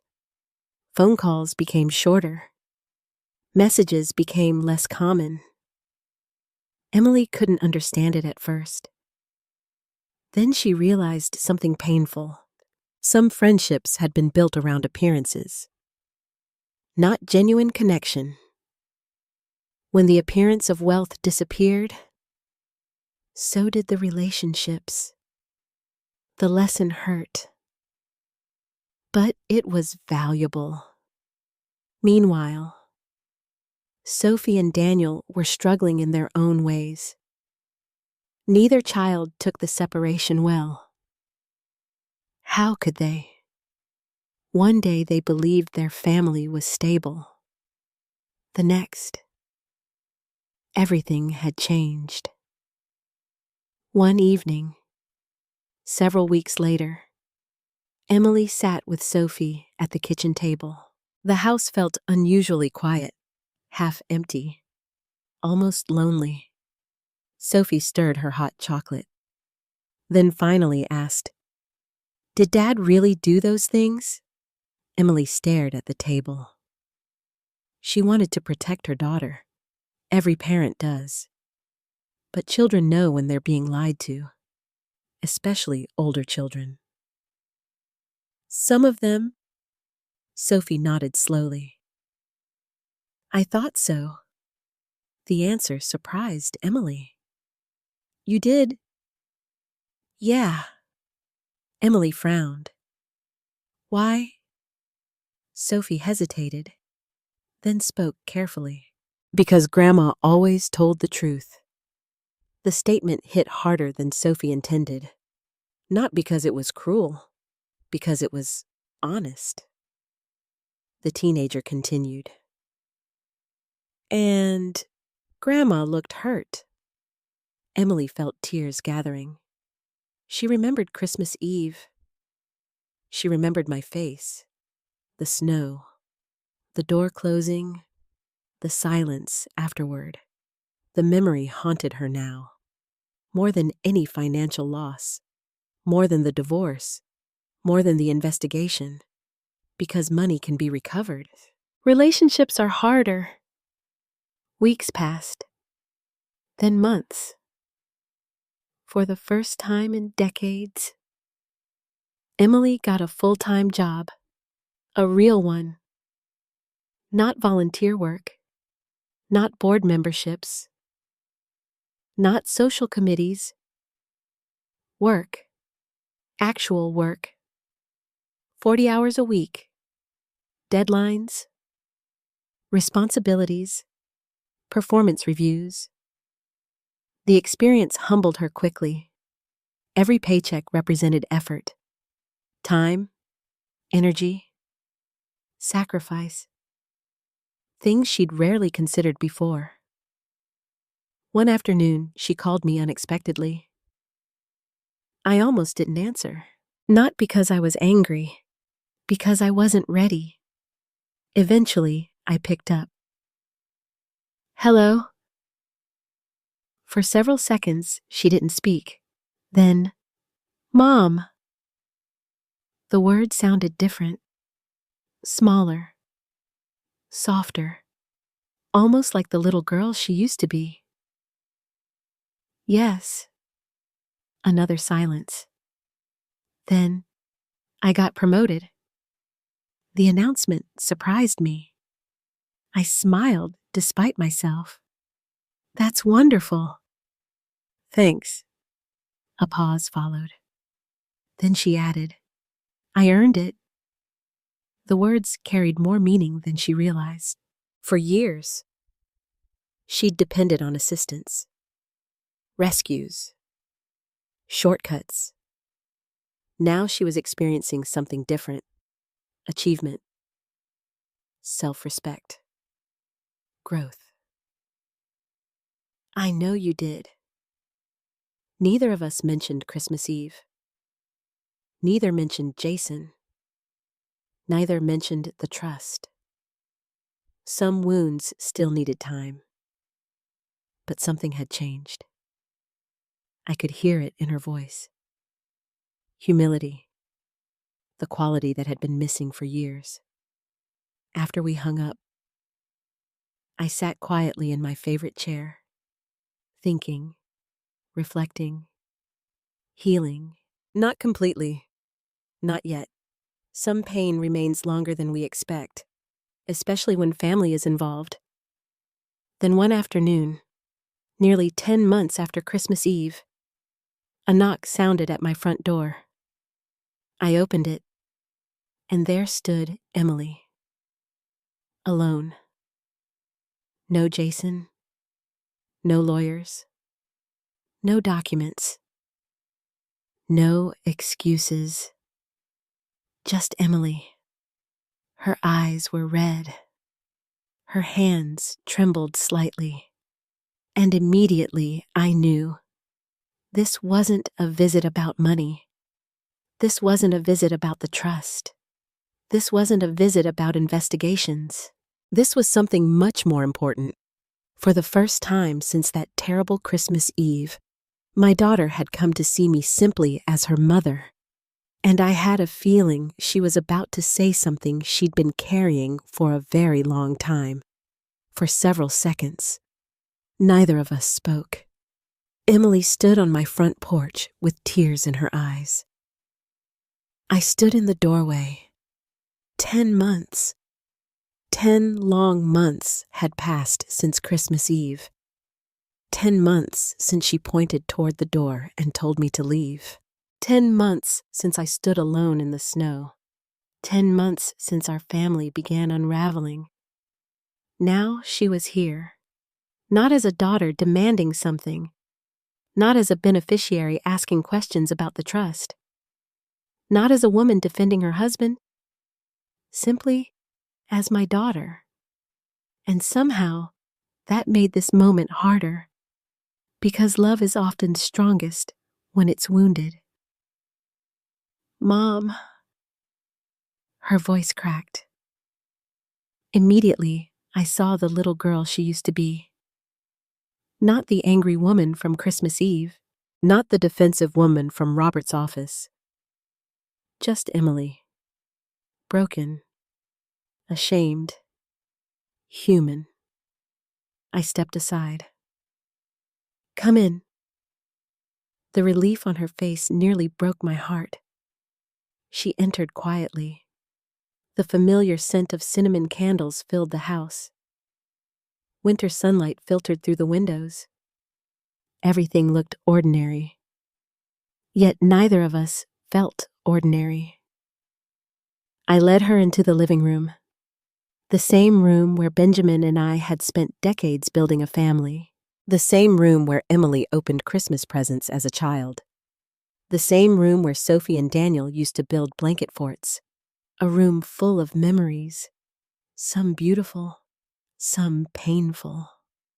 Emily sat carefully on the couch. I took the chair opposite her. For several moments, silence filled the room. Neither of us seemed to know where to begin. Then suddenly, Emily started crying. Not gracefully, not quietly, the kind of crying that comes when someone has been holding pain inside for far too long. I'm sorry. The words escaped through sobs. I'm so sorry. I closed my eyes briefly. Because despite everything, hearing those words mattered. More than I expected. Much more. Emily wiped at her face. I don't even know where to start. I remained silent. She needed to say this. Not because I demanded it, because she needed it. For herself. I treated you horribly. Another sob. You came for Christmas. You brought gifts. You wanted to spend time with us. She shook her head. And I threw you out. The memory still hurt. But now, I could see how deeply it hurt her too. I was selfish. She looked down. I was arrogant. Another pause. I was wrong. Those 3 words carried tremendous weight. Wrong. Not misunderstood.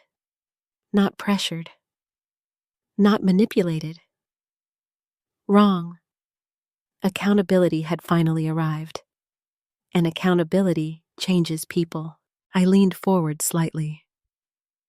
Emily? She looked up. I forgive you. The tears immediately returned, stronger than before, because forgiveness is powerful, especially when you don't feel worthy of it. For several minutes, she cried, and for several minutes, I simply sat with her, not fixing, not lecturing, not teaching, just being present. Eventually, she regained control. A little, enough to continue. After Jason left, everything changed. I listened quietly. The first few months were awful. She laughed bitterly. I didn't know how to do anything. That surprised me slightly. Emily noticed. It's true. A small smile appeared. The bills, the schedules, the repairs, the budgeting, the groceries, everything. She shook her head. I spent years assuming someone else would handle difficult things. The honesty impressed me, because self-awareness requires courage, and courage had never been easy for Emily. I thought success meant having nice things. She glanced around my modest living room. Now I think success means sleeping peacefully. I smiled. Benjamin used to say something similar. The observation felt strangely familiar. Emily continued. Sophie helped me. That didn't surprise me. My granddaughter had matured enormously during the past year. She's incredible. She is. Emily smiled through tears. Sometimes I think she's wiser than both of us. I laughed softly. Probably. For the first time that afternoon, we shared a genuine smile. A real one. Not forced, not careful. Real. The moment felt precious, fragile, like the first sunlight after a storm. Then Emily reached into her purse. She removed a folded envelope. My stomach tightened slightly. Not because I expected money, because I wasn't sure what to expect. She handed it to me. What is it? A letter? I frowned. A letter. She nodded. I wrote it months ago. I carefully unfolded it. The handwriting was unmistakably hers. The first line immediately brought tears to my eyes. Mom. I've spent most of my life believing love meant rescue. The letter continued for several pages. Page after page. Apologies. Reflections. Memories. Lessons. Regrets. Growth. Everything she had struggled to say aloud. Everything she needed me to know. By the time I reached the final page, I could barely see through my tears. The last sentence read, "Thank you for loving me enough to say no when everyone else said yes." I lowered the letter slowly. Emotion filled the room. Heavy. Beautiful. Healing. For several moments, neither of us spoke. Then I stood, walked around the coffee table, and hugged my daughter. The embrace lasted a long time, longer than either of us expected. Because some wounds require more than words. They require presence, connection, grace. When we finally separated, Emily laughed softly. Grandpa would be yelling at us. I smiled. Why? Because we're both crying on his favorite carpet. That made me laugh. A real laugh. The kind I hadn't experienced in months. Maybe longer. The mention of Benjamin changed the atmosphere. Not sadly, warmly, as if he were somehow still part of the conversation. And perhaps he was. After all, many of the lessons that saved our family came from him.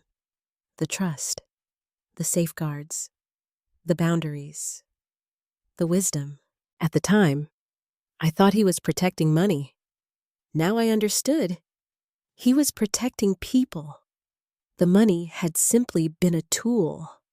The real goal was protecting the family from making irreversible mistakes. And somehow, despite everything, it had worked. Not perfectly, but enough. As the afternoon turned into evening, we talked for hours. About Sophie, about Daniel, about work, about life, about Benjamin, about the future. For the first time in years, the conversation felt honest. No hidden agendas, no requests, no manipulation. Just two women rebuilding something valuable. Trust. Before Emily left, she paused at the front door, then looked back. I have one more thing to tell you. What is it? A smile appeared, small but genuine. The investigation is over. I stared at her, and she exhaled. The final findings came in yesterday. My heart skipped. Months of legal reviews, financial audits, interviews, documents, questions, all finally complete. What happened? Emily's expression became serious. Jason is facing consequences. The simple statement carried enormous meaning. Years of deception had finally caught up with him. The truth had won. But surprisingly, I didn't feel satisfaction, only closure. Because justice isn't about revenge. It's about accountability. And accountability had finally arrived. Emily stepped forward and kissed my cheek. I love you. Mom. The words felt precious, not because they were new, because they were sincere.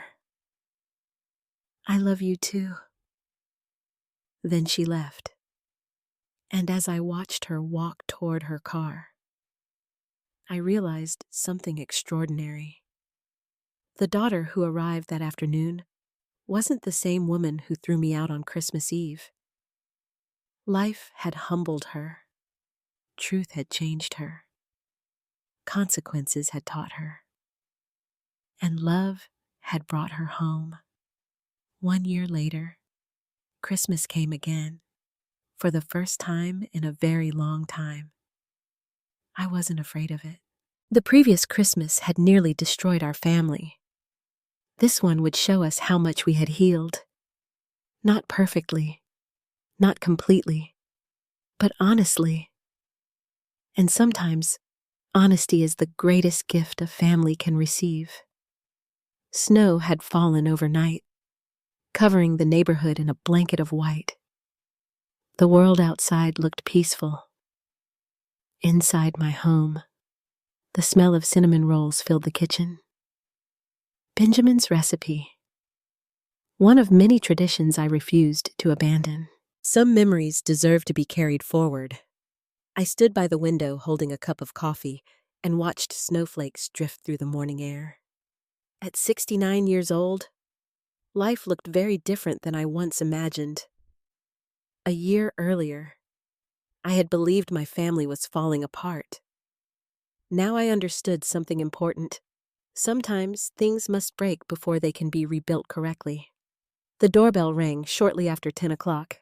A smile immediately appeared on my face, because I already knew who it was. When I opened the door, Sophie practically tackled me with a hug. Merry Christmas. Grandma, I laughed. Merry Christmas. Sweetheart. Behind her stood Daniel, taller than ever, less like a boy every day, more like a young man. Merry Christmas, Grandma. I hugged him too. Then Emily stepped forward. For a moment, we simply looked at each other. No awkwardness, no tension, just warmth, the kind that had taken an entire year to rebuild. Merry Christmas, Mom. Merry Christmas, Emily. Then we hugged. And unlike the year before, there was no fear attached to it, only love. The children rushed inside immediately. Within minutes, laughter filled the house. The sound felt wonderful, natural, comforting, alive. I watched Emily remove her coat. There was something noticeably different about her now. Not physically, emotionally. The constant pressure she once carried seemed gone. The need to impress people had disappeared. The obsession with appearances had faded.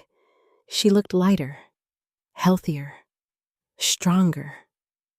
Not because life was easier, because she was finally living honestly.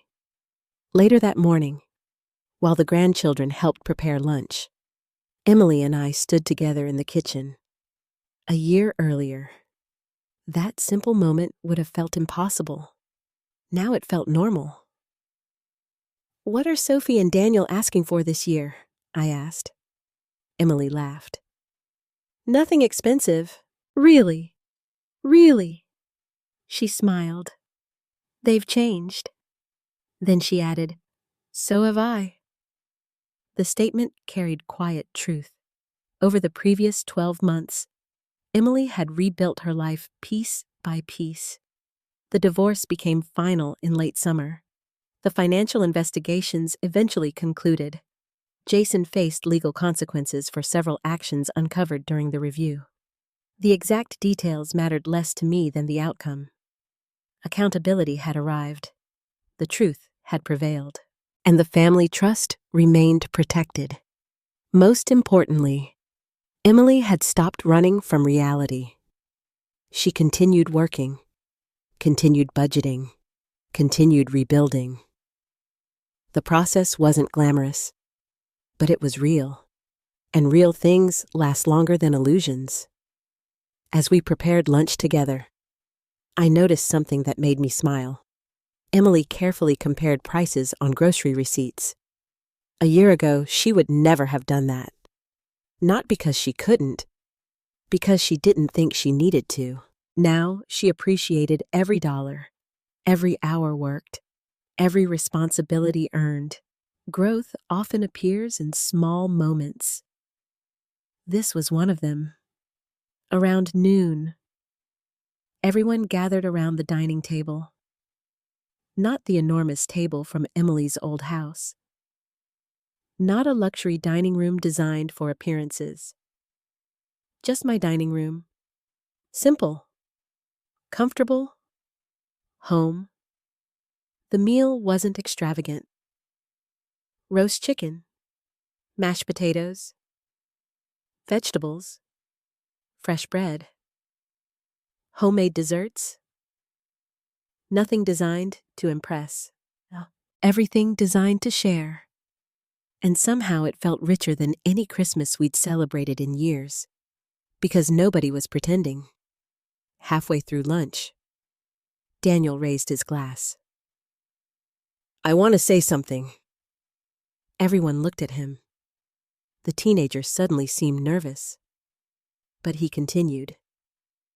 This is the best Christmas we've had in a long time. Silence followed. Then Sophie nodded. He's right. Emily looked surprised. So last Christmas wasn't your favorite? The children exchanged looks, then laughed. Even Emily laughed. The tension disappeared instantly because everyone knew the answer. Last Christmas had been a disaster, but this Christmas felt different, honest, safe, real. The conversation eventually shifted toward memories of Benjamin. Stories began flowing naturally. Some funny, some touching, some emotional. Sophie shared one I'd never heard before. Apparently, Benjamin used to secretly slip $20 bills into her backpack whenever he visited. I laughed so hard I nearly spilled my coffee. That sounds exactly like him, Emily smiled. He used to do the same thing to me. For a few moments, it felt as though Benjamin was sitting at the table with us. Not physically, but emotionally. His wisdom, his values, his love, still shaping our family, still protecting us, still guiding us. Later that afternoon, while the grandchildren played board games in the living room, Emily and I stood outside on the back porch. Snow covered the yard. The air was cold, peaceful, quiet. She looked out across the neighborhood, then spoke softly.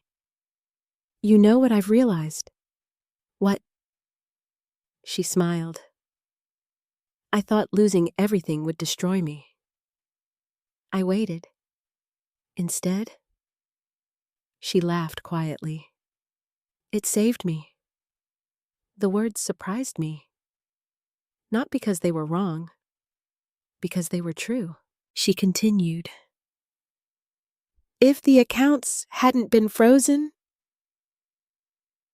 if you had signed those papers, if none of this happened," she shook her head, "I would have kept living the same way,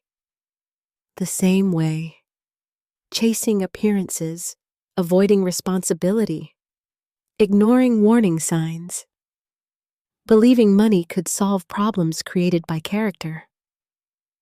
It couldn't. And now she knew that. I hate what I did to you." Her voice softened.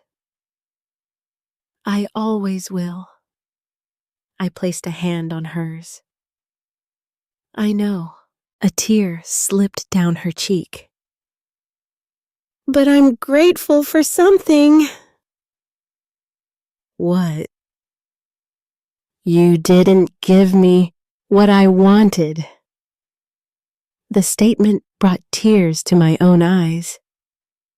Because sometimes love means saying yes, and sometimes love means saying no.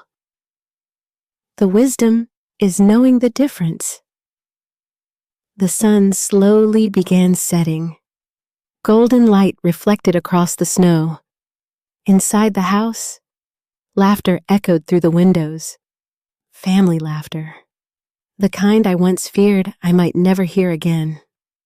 I looked at Emily, then toward Sophie and Daniel inside, then toward the sky.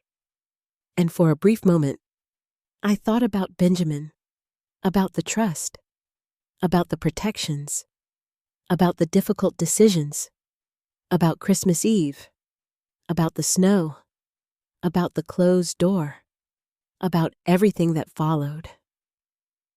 Then I realized something. The frozen accounts had never been the real story. The real story was what happened afterward. A daughter learning accountability, a mother learning boundaries, a family learning truth, and a second chance none of us expected. As darkness settled across the evening sky, we returned inside together. The house glowed with warmth. The children laughed. The Christmas tree sparkled. And for the first time in a very long while, our family wasn't built on appearances. It was built on honesty. which meant it was finally strong enough to last. Sometimes the people we love most can hurt us the deepest. That truth is painful, but it is also part of life. Many parents spend decades sacrificing for their children. They give money, time, energy, and emotional support without expecting anything in return. Love often feels unconditional, but this story reminds us that unconditional love should never mean unconditional access. Healthy relationships require boundaries. Without boundaries, generosity can become expectation. Expectation can become entitlement, and entitlement can slowly damage even the strongest family bonds. Grace's greatest act of love was not giving her daughter more money. It was refusing to enable behavior that would ultimately destroy her. That decision caused pain, conflict, distance, but it also created an opportunity for growth. Emily's journey teaches another important lesson. Accountability is not punishment. Accountability is education. The moment we stop blaming others and start accepting responsibility, our lives begin to change. Real growth starts there. Not with excuses, not with appearances, not with wealth, with honesty. Perhaps the most powerful lesson is this: forgiveness does not erase the past. It allows us to build a future that is no longer controlled by it. Grace never forgot what happened on Christmas Eve. Emily never forgot the mistakes she made. But together, they chose healing over bitterness, and that choice saved their family. If this story touched your heart, I'd love to hear your thoughts. Have you ever had to set boundaries with someone you loved? Do you believe family members should always be forgiven? Or should some actions have permanent consequences? Please leave a comment and share your perspective. And don't forget to subscribe if you enjoy stories about family, resilience, forgiveness, and second chances.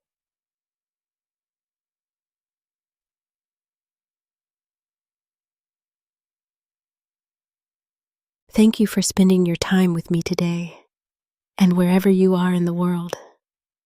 I hope peace, wisdom, and love find their way into your home.